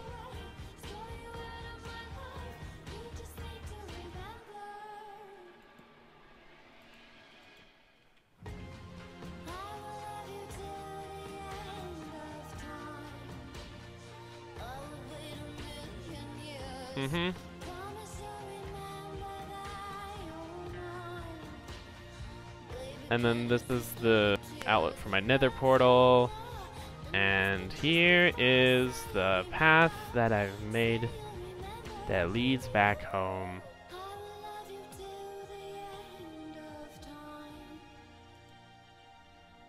Oh, come on. Alright, Maxis, come on. Nope, nope, nope. Stay here, buddy. Hi, Con! Your head is in an anvil. Hi, buddy. Want some steak? Oh, good boy.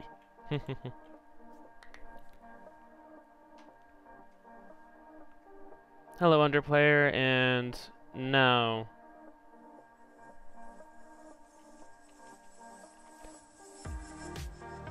I don't really play advertising and requests. I can take an additional bed. I should probably toss out all the extra junk in my inventory, if there's space for it.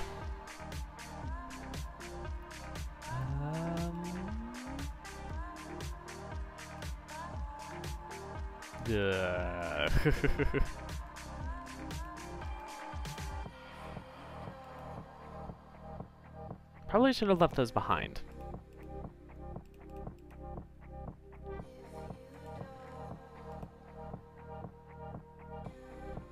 I'm also keeping all the fences in there. No, I'm not. I should probably just toss all the fences in there. So that's gonna go there.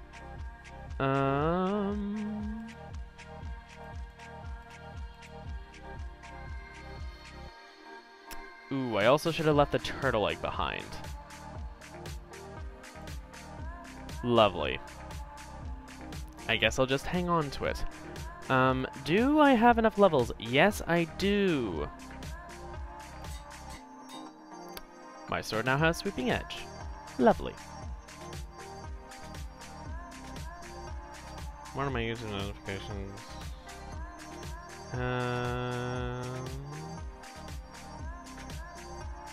Yeah. Okay, so I guess home planning is off.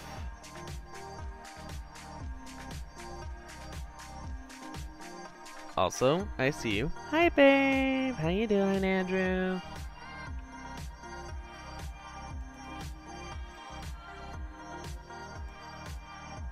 All right.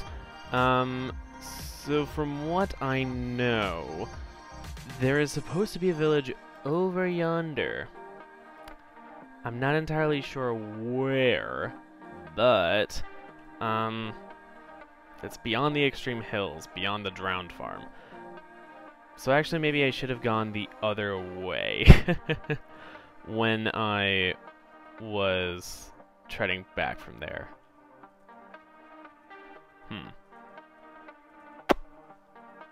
That would have been smart. Either way, the nearest village is over there. I just know the direction. I don't entirely know coordinates. It's at the southwest of the mountains. So that is where I am headed.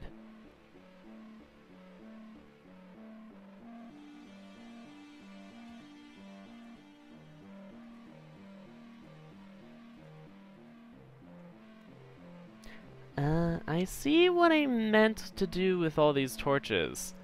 They're meant to be the easy-to-see path from one direction. They are not that easy to follow the other way.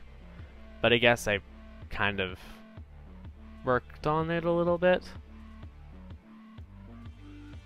Where does this lead? Over here.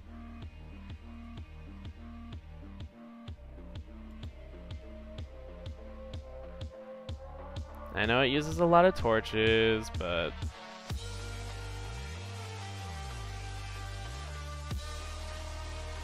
if there's one resource that you get plenty of in Minecraft, it's coal or charcoal. Next to stuff like dirt. So, do I want to get more coal right now? I will grab some more. Okay, Maxis. There.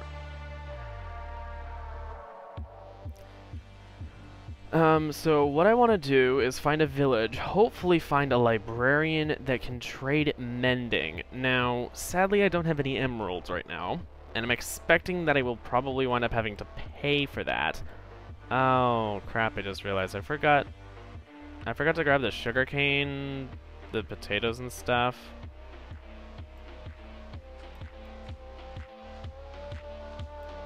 That's one of the things that I was planning on bringing so that I could barter with all the villagers. Or barter trade. That way I could get some emeralds, because I don't really have any, because I don't mine in an extreme hills biome.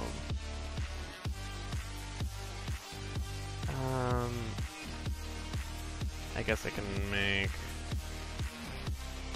32 more torches.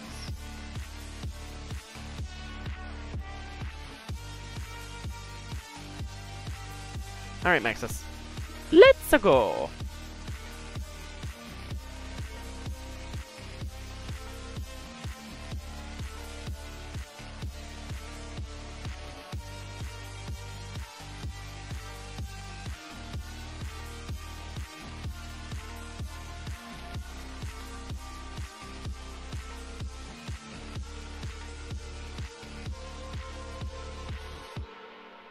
This is definitely not an ideal place to be constantly going.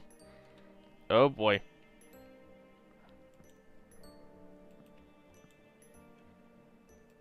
No, on top of the block. There we go. Oh, lovely! Here's an ocean.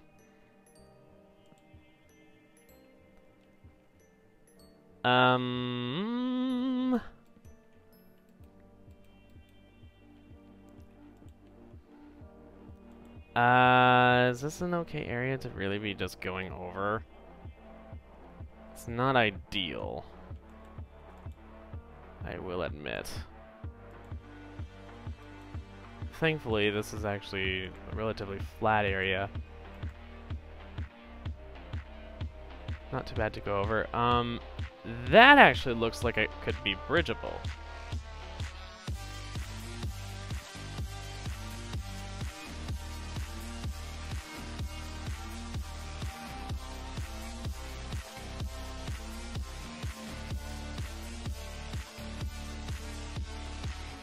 This I can cross with ease. Relative ease, anyway. Which way should I go? Over that? Or through the winding river?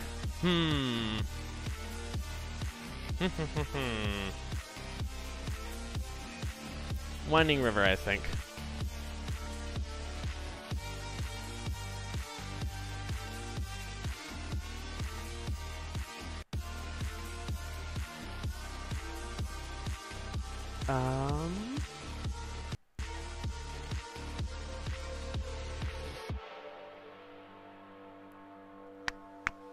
This might not have the best way around, but this cave is actually kind of a cool way around.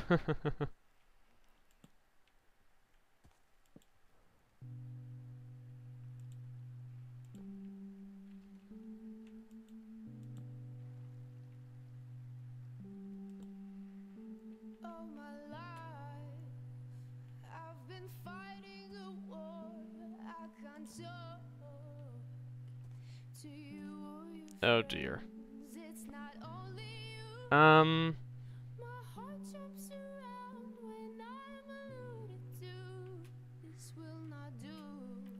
Climbing mountains, it looks like, is what I'm gonna be doing.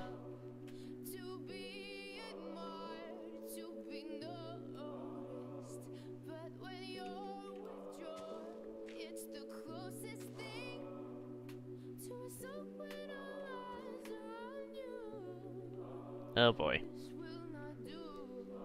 Alright, I'm gonna be excavating a mountain as I have my horse jump up.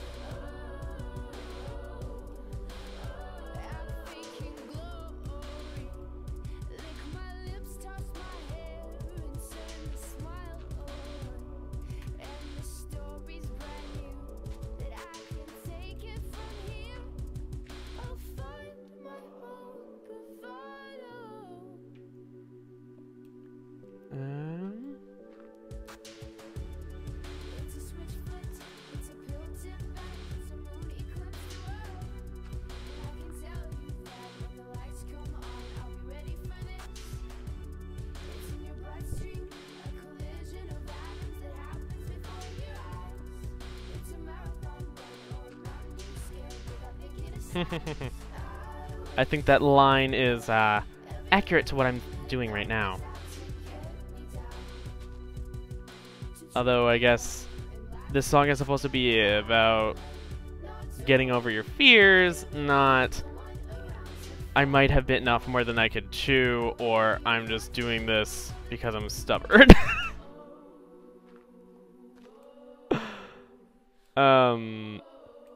Yeah.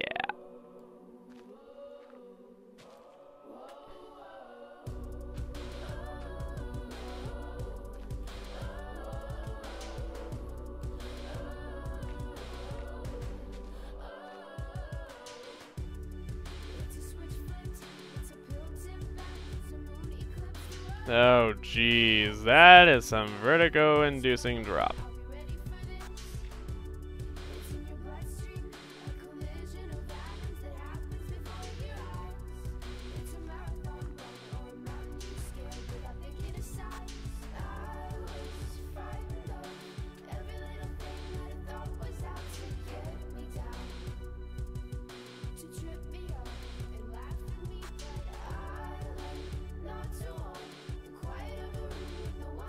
Oh, and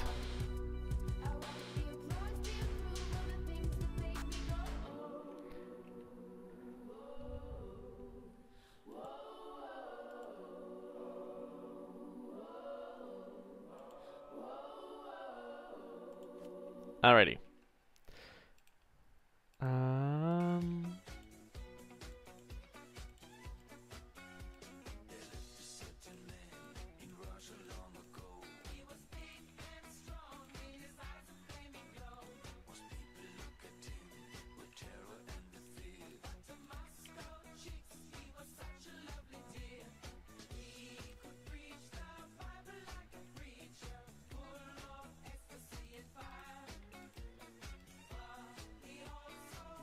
Well, I guess, yeah.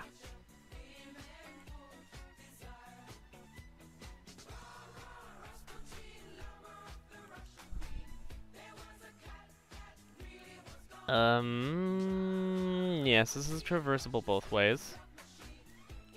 Oh boy. This is a steep mountain. Is this creeper trying to get to me? No, I don't think so. Have I bitten off more than I can chew? Quite possibly.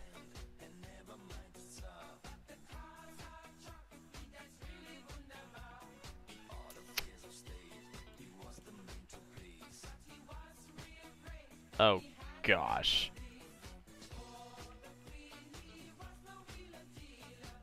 You want vertigo-inducing drop? Well, you got one. And possibly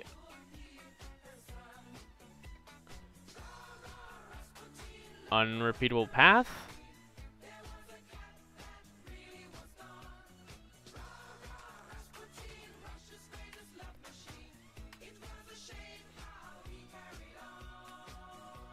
Yes.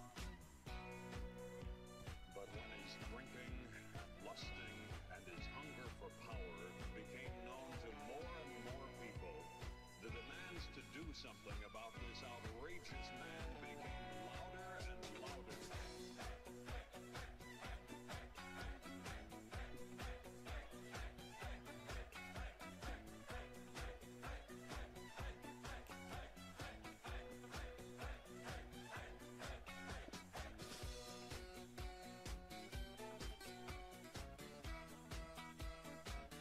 No, that was not a skeleton shooting at me.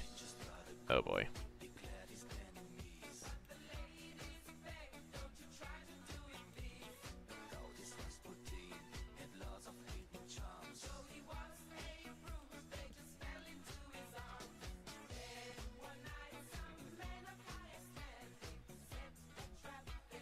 Yay. The moon's just kinda in the middle of the sky right now.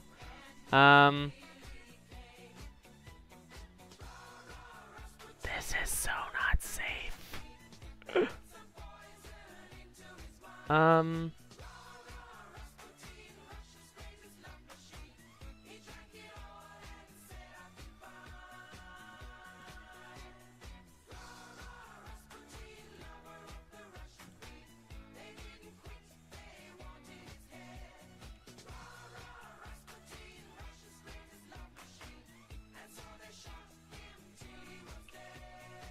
Alrighty.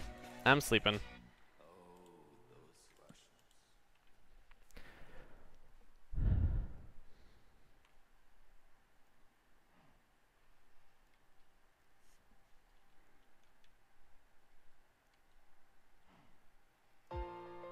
Hello, I'm Dark. Hello, Dark. I realize it's been a bit since you were around, but yeah. Hello, Night Gaming.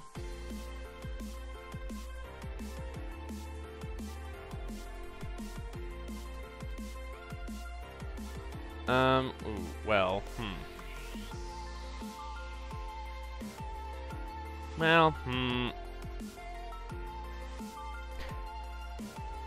I'll just go with Maxis. Yeah.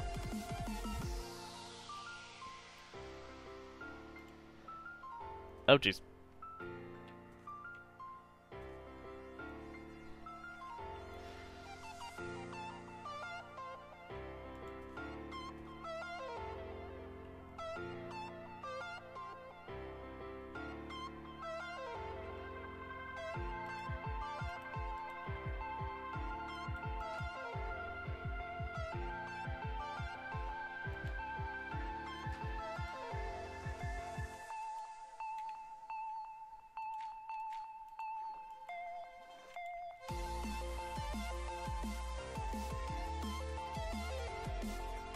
Okay, I'm gonna do this in normal first person, like a normal person.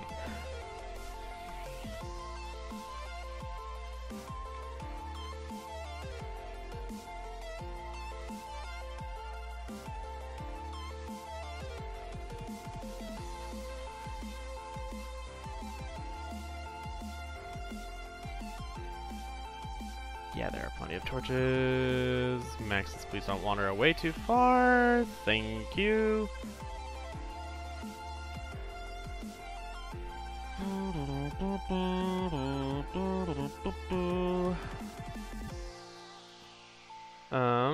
So...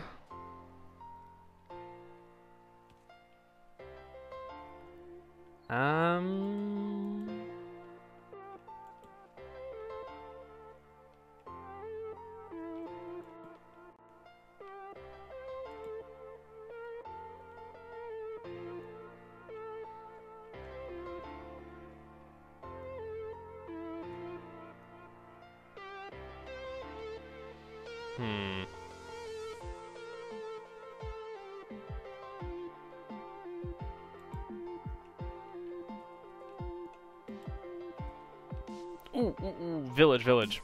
Okay.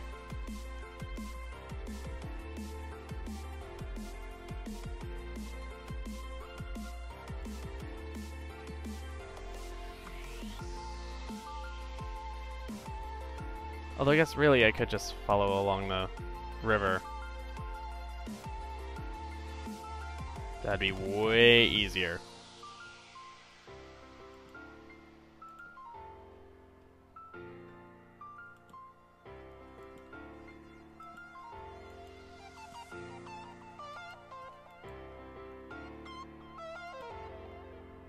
Oh boy.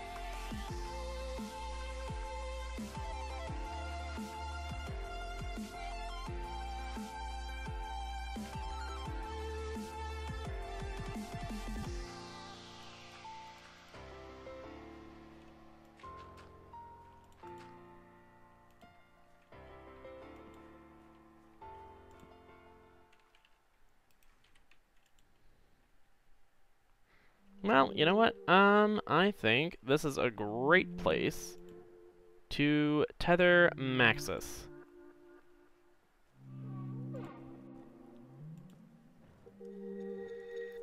I'm also just gonna casually harvest all the crops that need harvesting.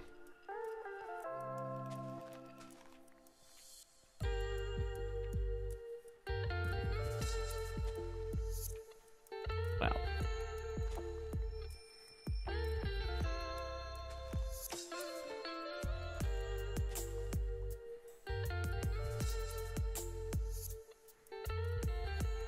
No one need say a word. Yes, there is a villager in there. Ooh, a butcher. Okay. A farmer. A lot of wheat, a lot of potatoes, a lot of carrots. Okay. Did just a wall of this shop get generated? Cartographer, a bunch of paper for an emerald. Okay. What is up with the generation in this update? A load of trees have been cut in half. A load of village buildings are just cut in half. What even? It's just a naturally spawned nitwit. They don't naturally have any things, so that probably is the case. Cleric, a bunch of zombie flesh, and a bunch of gold. Okay.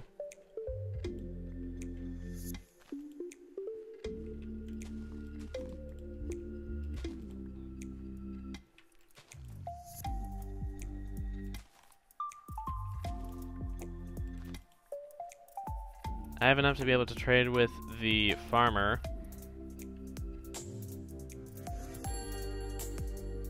That's the butcher.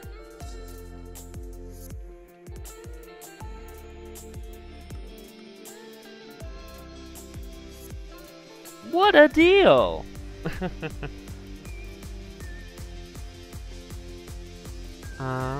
Ooh, is this beetroot? Yes, it is!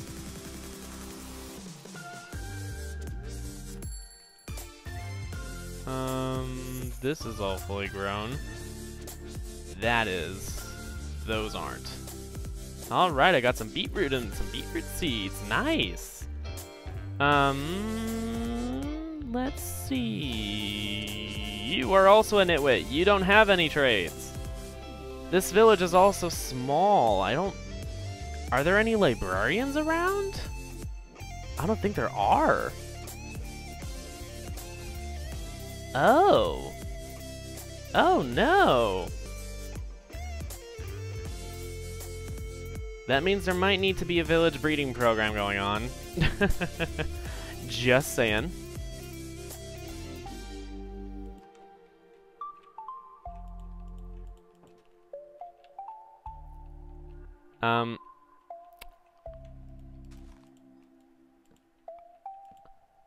I think for the sake of your protection, I am going to finish off this house.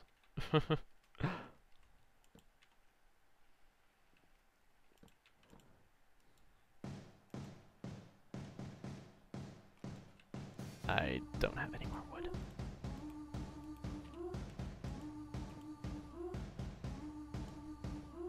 She ain't real.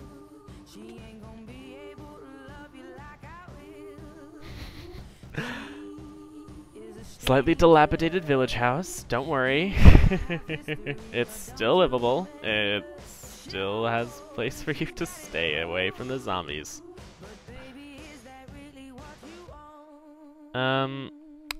Yeah.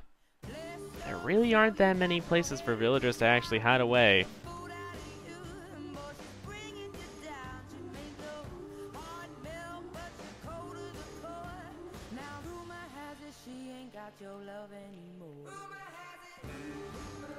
Did two houses generate on top of each other here?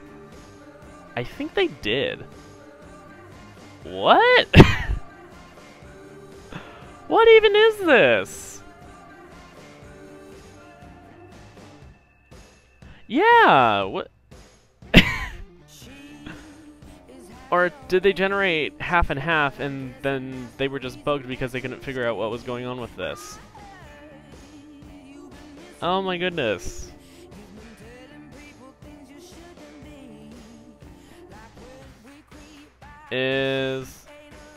That's another building.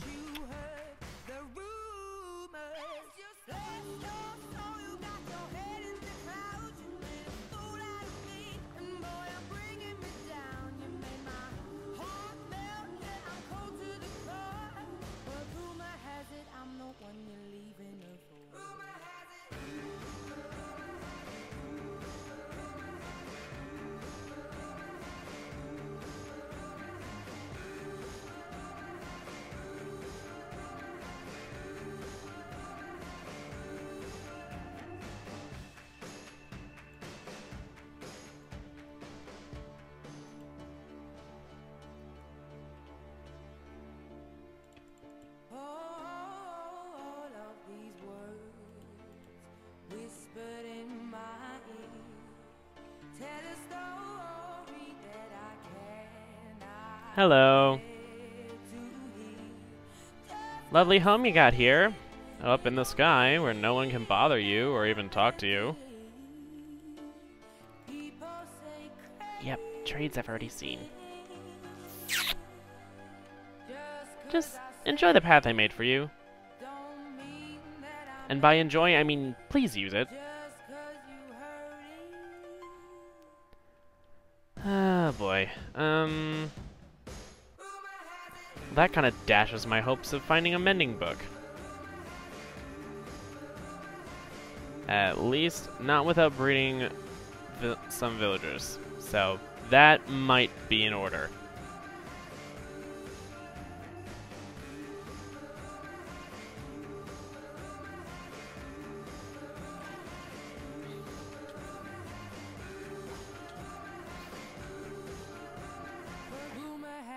Actually, staying up tonight might be a really good way to get a bunch of rotten flesh and be able to trade with the clerics. Also, why are some of these villagers still out? Dude. Go inside. Whoa. Dude, where are you going? Is there no place that is not occupied by two people? By two villagers? This place has just one villager in it. Dude, go over here. Don't get eaten. Also, I don't have any more wood. Ugh.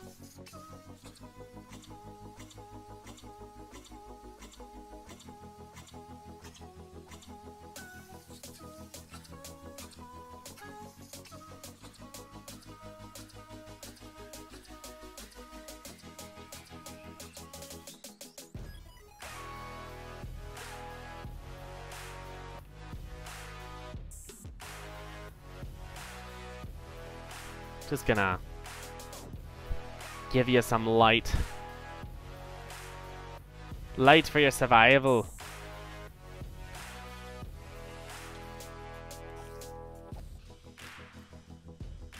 That's right. Just die.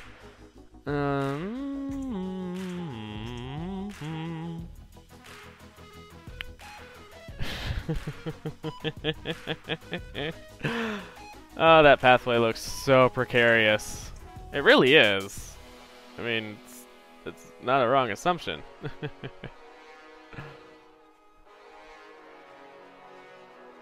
Oh, lovely.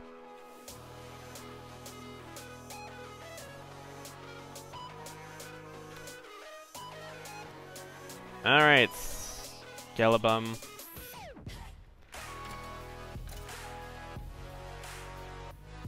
That's right. You die.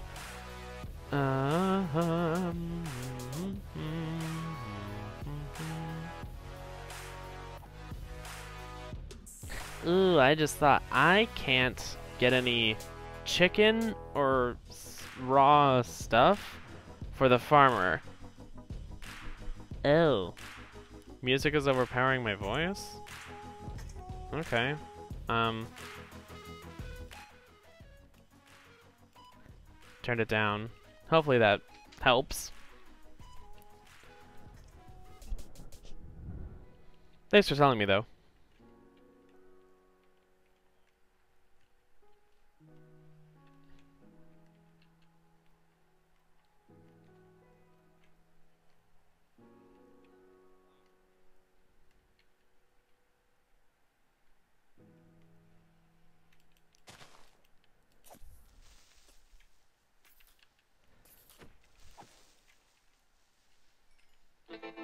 Alright, some gunpowder.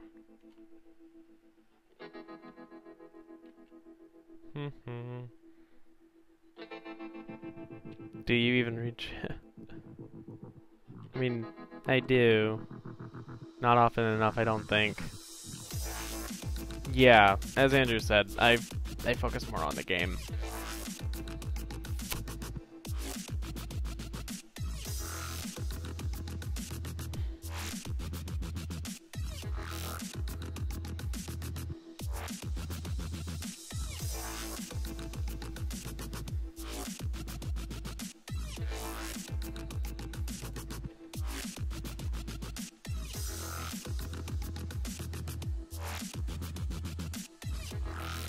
Nope, that wasn't.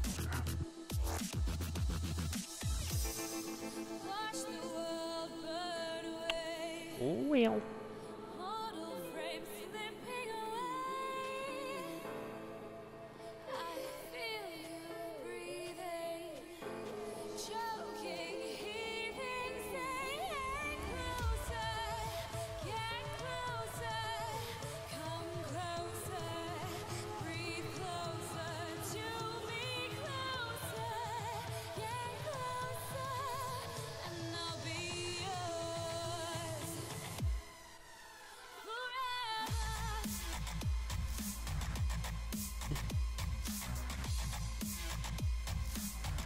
The night's getting over pretty, or going to be over pretty fast.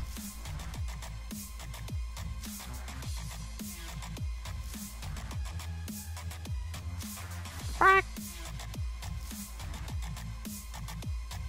Quack!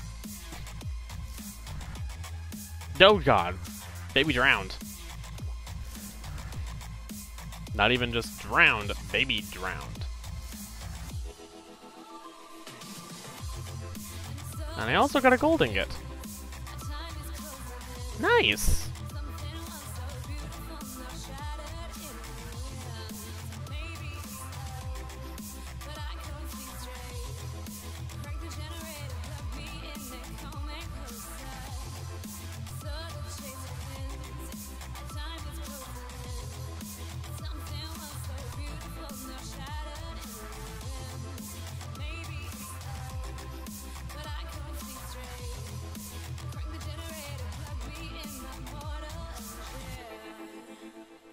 Oh, I did not mean to accidentally untill that soil. Oh well.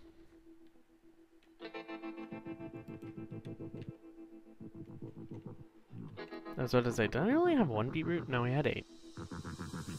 Whatever. Oh, yeah. Okay, that scared me. Thank you for the subscribe.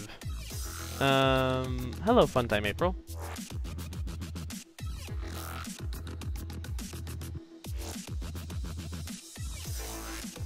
I don't entirely know what is fully ripe. I forget what... Okay, this is what fully ripe looks like. Okay. So that isn't yet, I don't think. Its leaves turn lighter, I believe. So.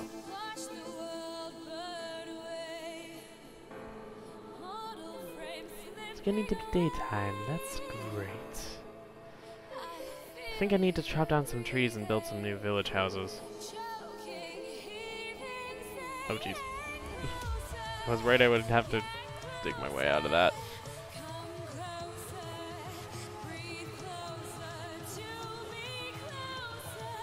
Oh, hello butcher. Oh, right, I don't have any raw meats for you. I only have 7 rotten flesh, and you need like 40. None of that to happen. Trees are over this way, yeah. Ooh, farmer. Farmer, dude.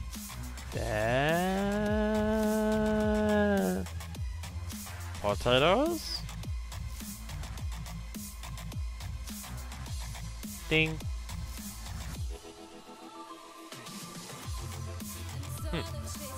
Wait.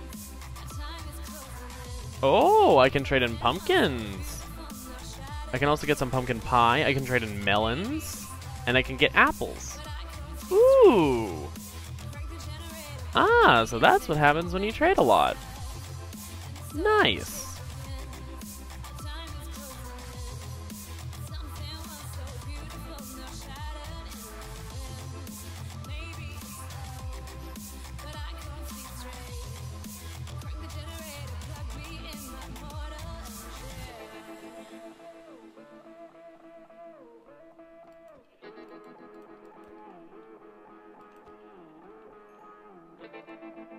He, now that I think about it, was not accepting mutton.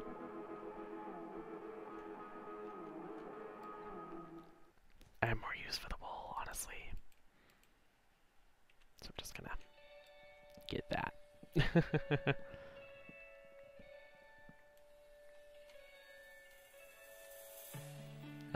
What else can I actually throw out? Spider's eye. I don't really need that. Do I want eggs? I'm not super willing to part with a lot of this. Kinda need bones for bone meal, and I don't really have a skeleton spawner or anything like that set up yet, so...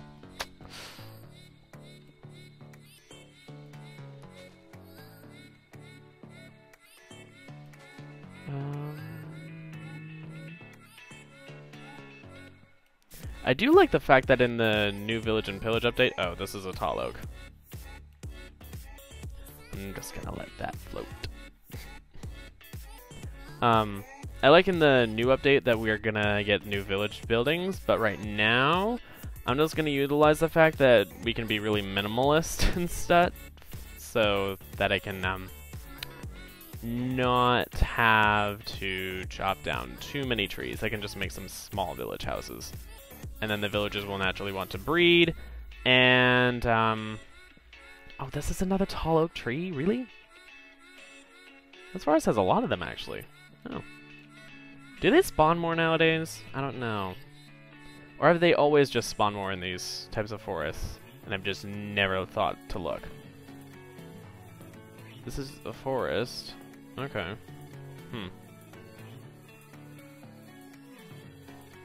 Maybe it's just this hill, and they're spawning in a cluster because the chances for it are just higher there.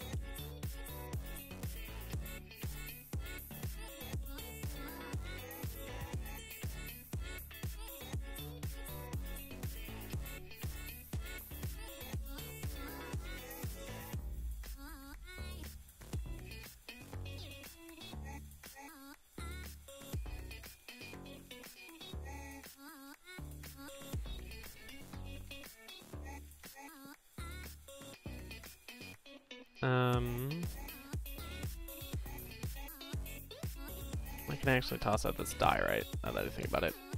Probably the gravel, too. I don't really need gunpowder. The rest of this I can either trade, or I'm actually gonna use... Oh, wait, seeds. Why didn't I think of that?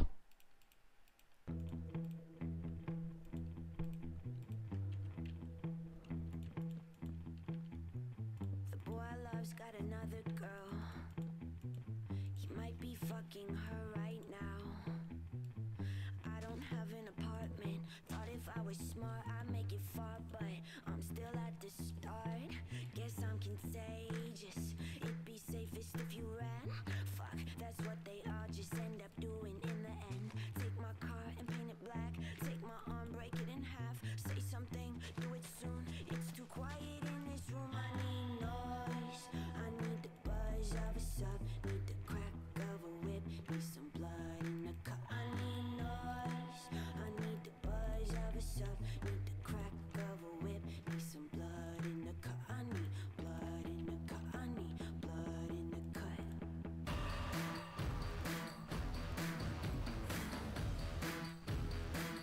I'll make some doors. That way the villagers know that this is an apt house. I don't have an agenda.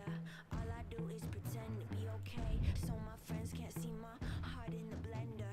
And lately, I've been killing all my time, reading through your messages. My favorite way to die. Take my head and kick it in. Break some bread for all my sins. Say a word, do it soon. It's too quiet in this room. I need noise. I need the buzz of a suck. Need the crack of a whip. Need some blood in the cup. I need noise. I need the buzz of a suck. Need the crack of a whip. Need some blood in the cup. I need blood in the cup. I need blood in the cup.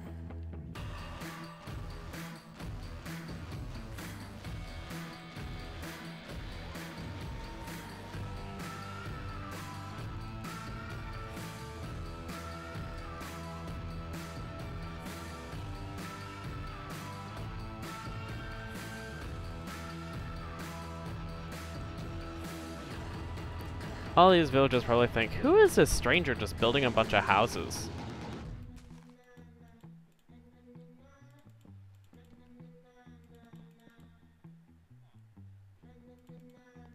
Why do they all feel like windowless prisons?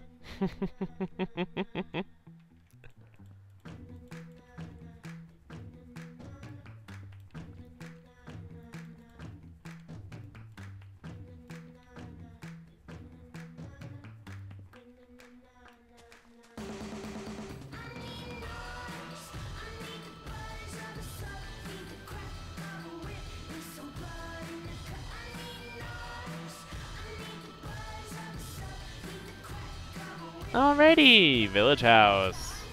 Not really that great of a village house, but it has a roof on it. It has a block above a door. It's enclosed. Functions as a village house. A functional village house at that. Not just a spawner type village house. A functioning one.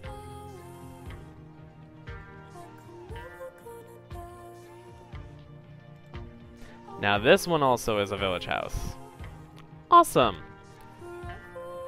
Now there are enough places for villagers to hopefully start breeding a little bit. Hopefully. Maybe I'll get a map maker, maybe I won't. I'm not sure.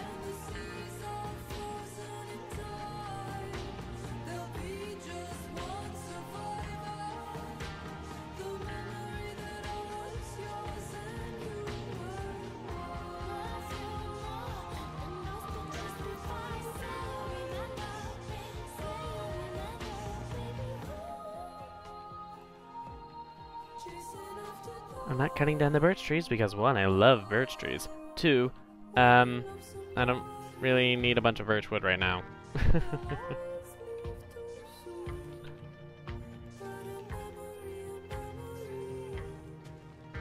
I don't even know if villagers can recognize other types of doors.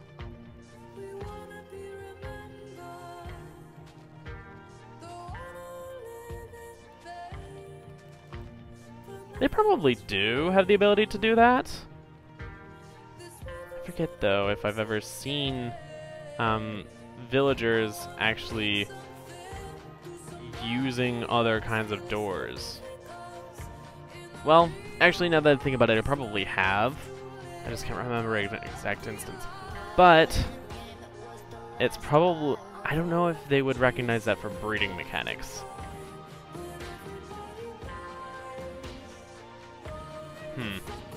Yeah. Alright. Anyway. I think I'll build more like this one.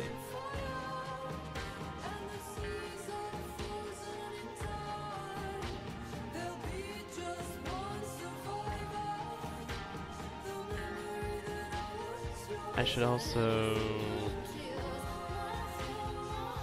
on first thought, probably remove some of these, because this way I and villagers that fall in here by mistake can all get out.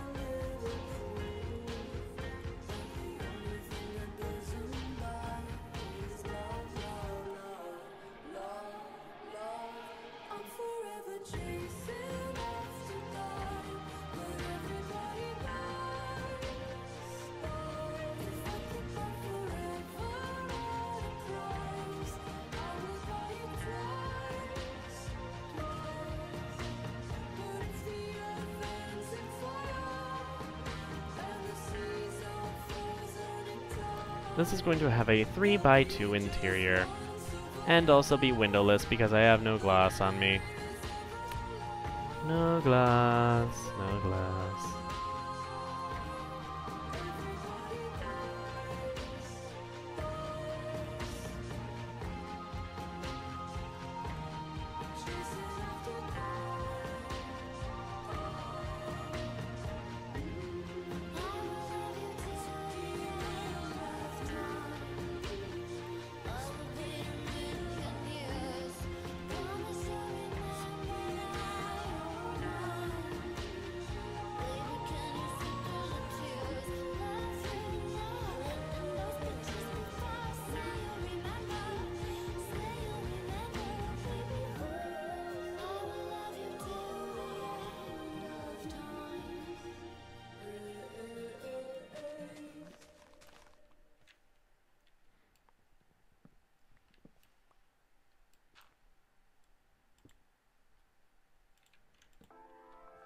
I can also probably fit multiple doors on one house, and then it'll count as more than one house.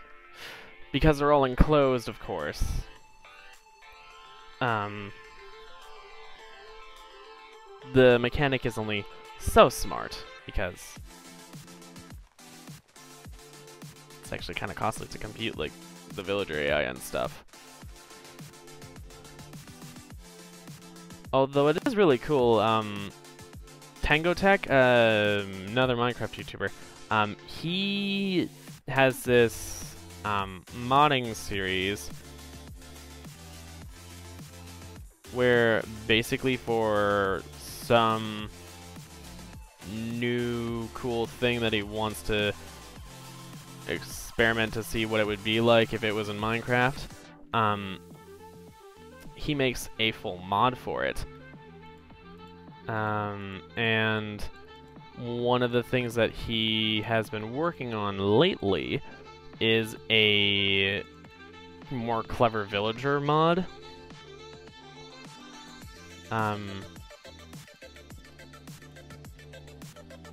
So it was kind of like a, I guess great minds think alike when the Village and Pillage update was announced. because it's definitely been in the works for months. The idea's probably been around for years at that.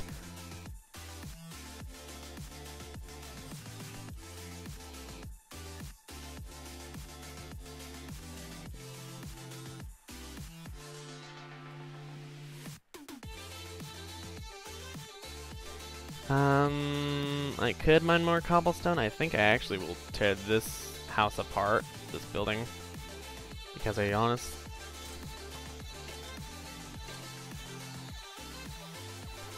honestly have no reason to leave it around. Ow. That actually didn't hurt all that much. So.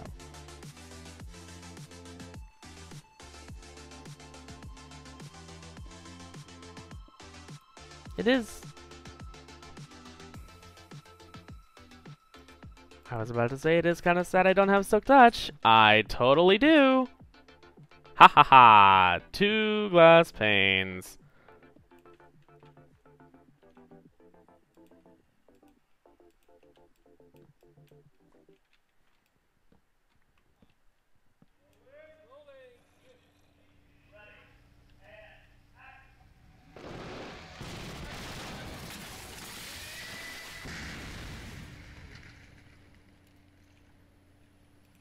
Oh, did I not pick up any of the logs? No, I didn't. Thought there were more. Were there not more?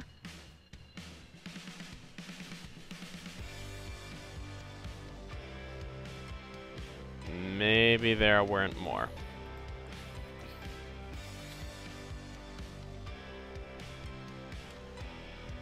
That could have ended bad. I'm building these places for you guys to stay away in. To stay away from the zombies in, and you guys clearly aren't using them. Do you just not care?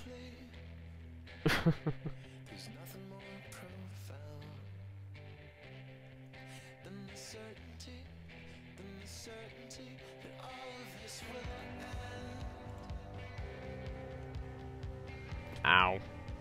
I saw that coming.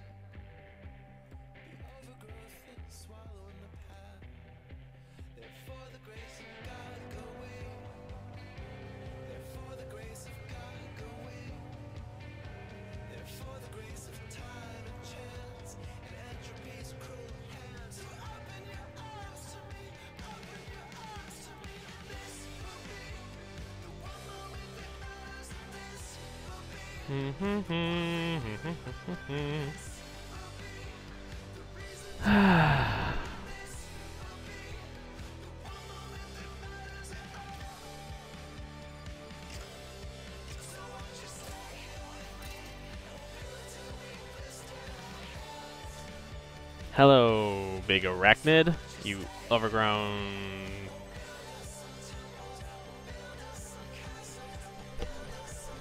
dry octopus.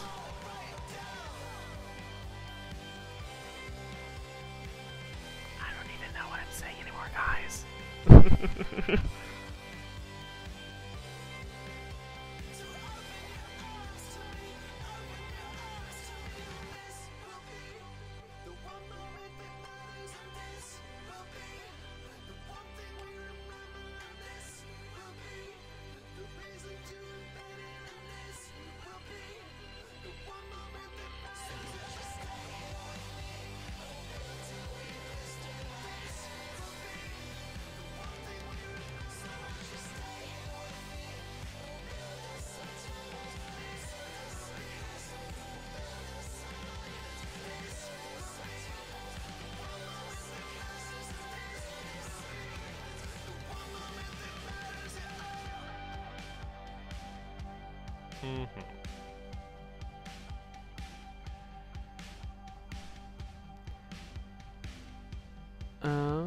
Okay.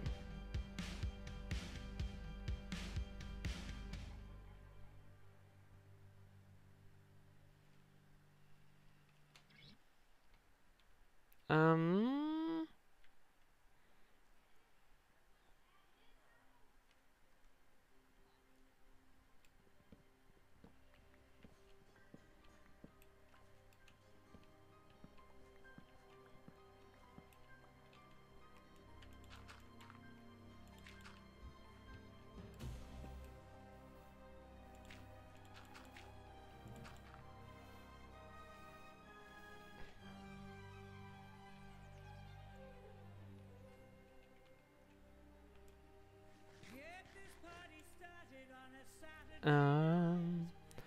Oh boy, it's already just about wrapping up time. Yikes.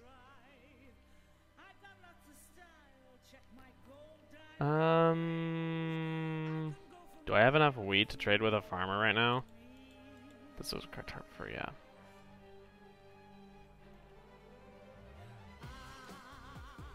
Oh, this is a shepherd. Oh. Did the villagers breed and the shepherd came about, or did I just miss that guy?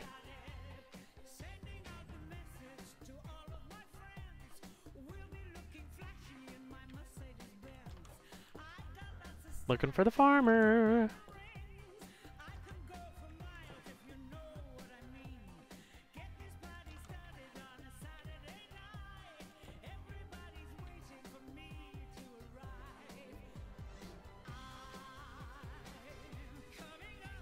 I think the farmer's in there. Talking with the nitwit. Aha! Another emerald.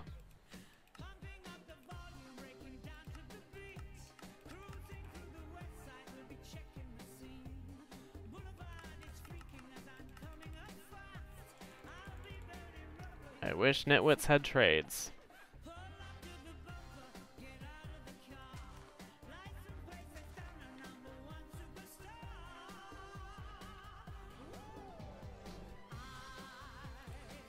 I don't really have use for sticks, so...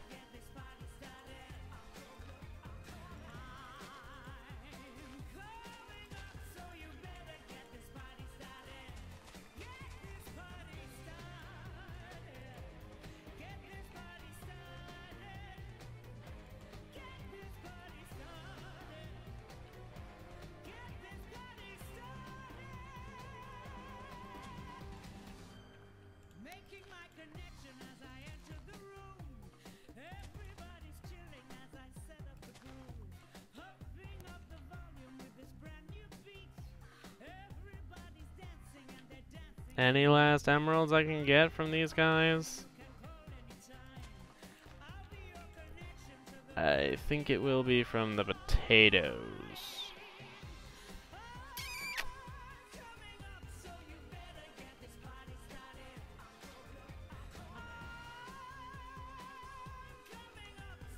Oh, is that the shepherd or the farmer? Or the oh, that's the farmer.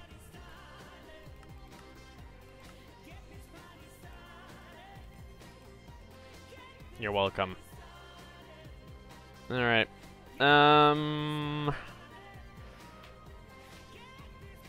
Well, I guess I will take down the coordinates of this place really quick.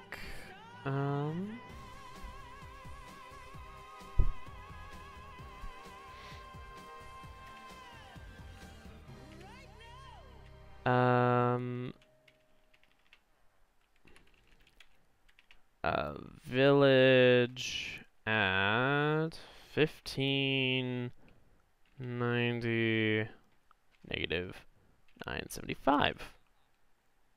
Alrighty.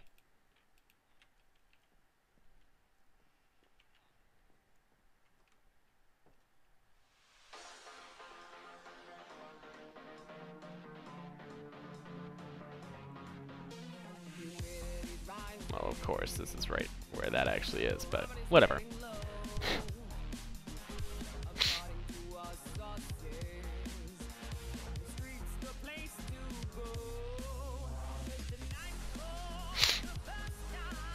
I think... Ugh, this is just sort of frustrating. I know that there will be more villages around.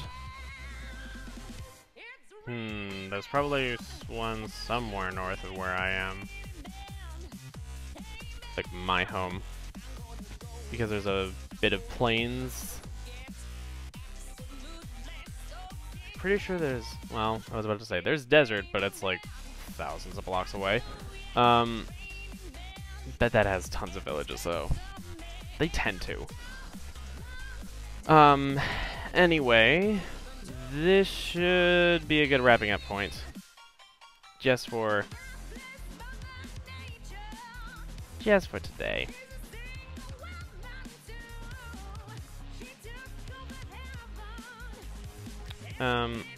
I will work on the drowned farm off camera. Now I don't really have anything to trade with you. As I was saying, I will work on the drowned farm off camera. I will have to continue working on getting the slime farm dug out. That will take too damn long. And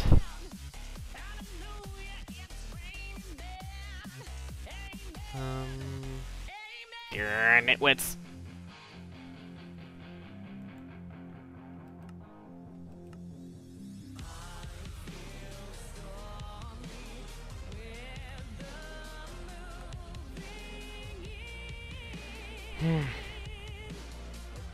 Whatever.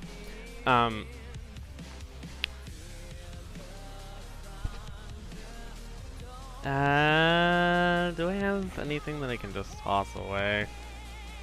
Probably these stone slabs, the seeds, just get rid of them. But I can just build up the slabs, I guess.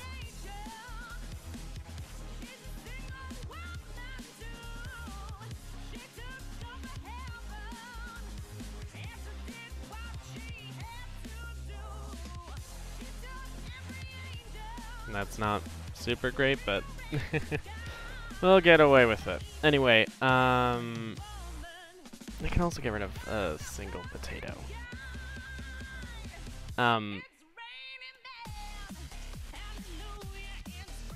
Yeah, so that'll do it. Thank you all so much for watching. Hope you enjoyed. Please leave a like if you did. Subscribe if you want to see more streams of my I no longer have it titled as vanilla because I have shaders. Hey Nina, you're here as I'm wrapping up, but hi. Were you off at someone else's stream? I would expect you probably were, because other people stream on Sundays. Anyway, sup, and bye, guy. Yeah, I know. Lovely timing, right? Anyway, subscribe if you want to see more streams of me playing Minecraft. Again, I no longer have it titled as Vanilla Minecraft because it's not technically fully vanilla anymore. I'm using the Optifine mod, but that's basically still vanilla. I also stream Factorio. Right now, I'm not sure what I'm gonna do. I might switch up my schedule with how I'm streaming. I'm still mulling that over, but I'm to the point at which in Factorio, most of what I'm doing is just stamping down blueprints and going back and forth between my construction depot, my train depot, where all my stuff is just being dumped into chests for me to grab out of and load into the building train with, and back to the build where I was building. I also have to set up outposts. Probably won't be doing a lot of that on camera, because those are a lot more repetitive and stuff. I do need to lay out some more rails and figure out where I'm going to put stuff, but that I probably will do on stream. And I think every so often I might skip a stream of Factorio, because normally I go back and forth every other week with Factorio and Minecraft on Sundays. And I think I might occasionally skip a Factorio, to do something, or maybe I'll skip up in Minecraft on the rare occasion if I wind up having a ton of stuff that I get done. Kind of just depends. Anyway, that should be that. Hit the little bell if you want notifications for when I do go live with Factorio or Minecraft, or when I'm streaming on Thursdays with my boyfriend. We do a 2-hour stream instead of a 3-hour stream. Right now we're doing the Zero Escape series. We're wrapping up Virtue's Last Reward, so we're probably not going to be doing much more of that for too long. We're actually on the last ending. I highly recommend you go back through the backlog, even if you just skip through some parts, and mostly void the escape rooms, or just watch the story. Just do whatever you want.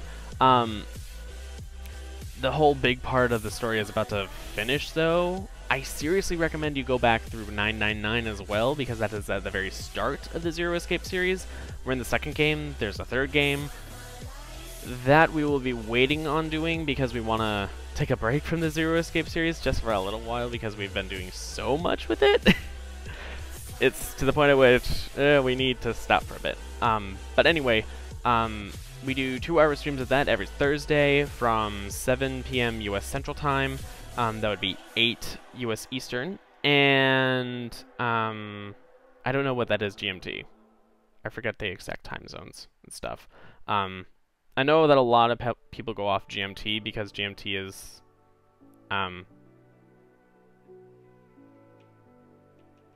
pretty central in the world. I just forget what that is.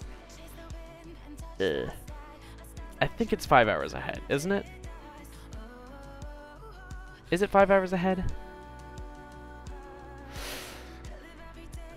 In which case, I forget what time that would be. Like, no. Midnight? Yikes. That's actually kind of early. Anyway, occasionally I will post an actual video. I need to fix my video editor before I can do that. But either way. Then, yeah. That should do it. Leave a like if you enjoyed this video, and share if you feel like it. That should do it. So thank you all so much for watching last time. This is Guy Smith signing off. Until next time, take care. I'll see you guys. Bye. I took a while doing that.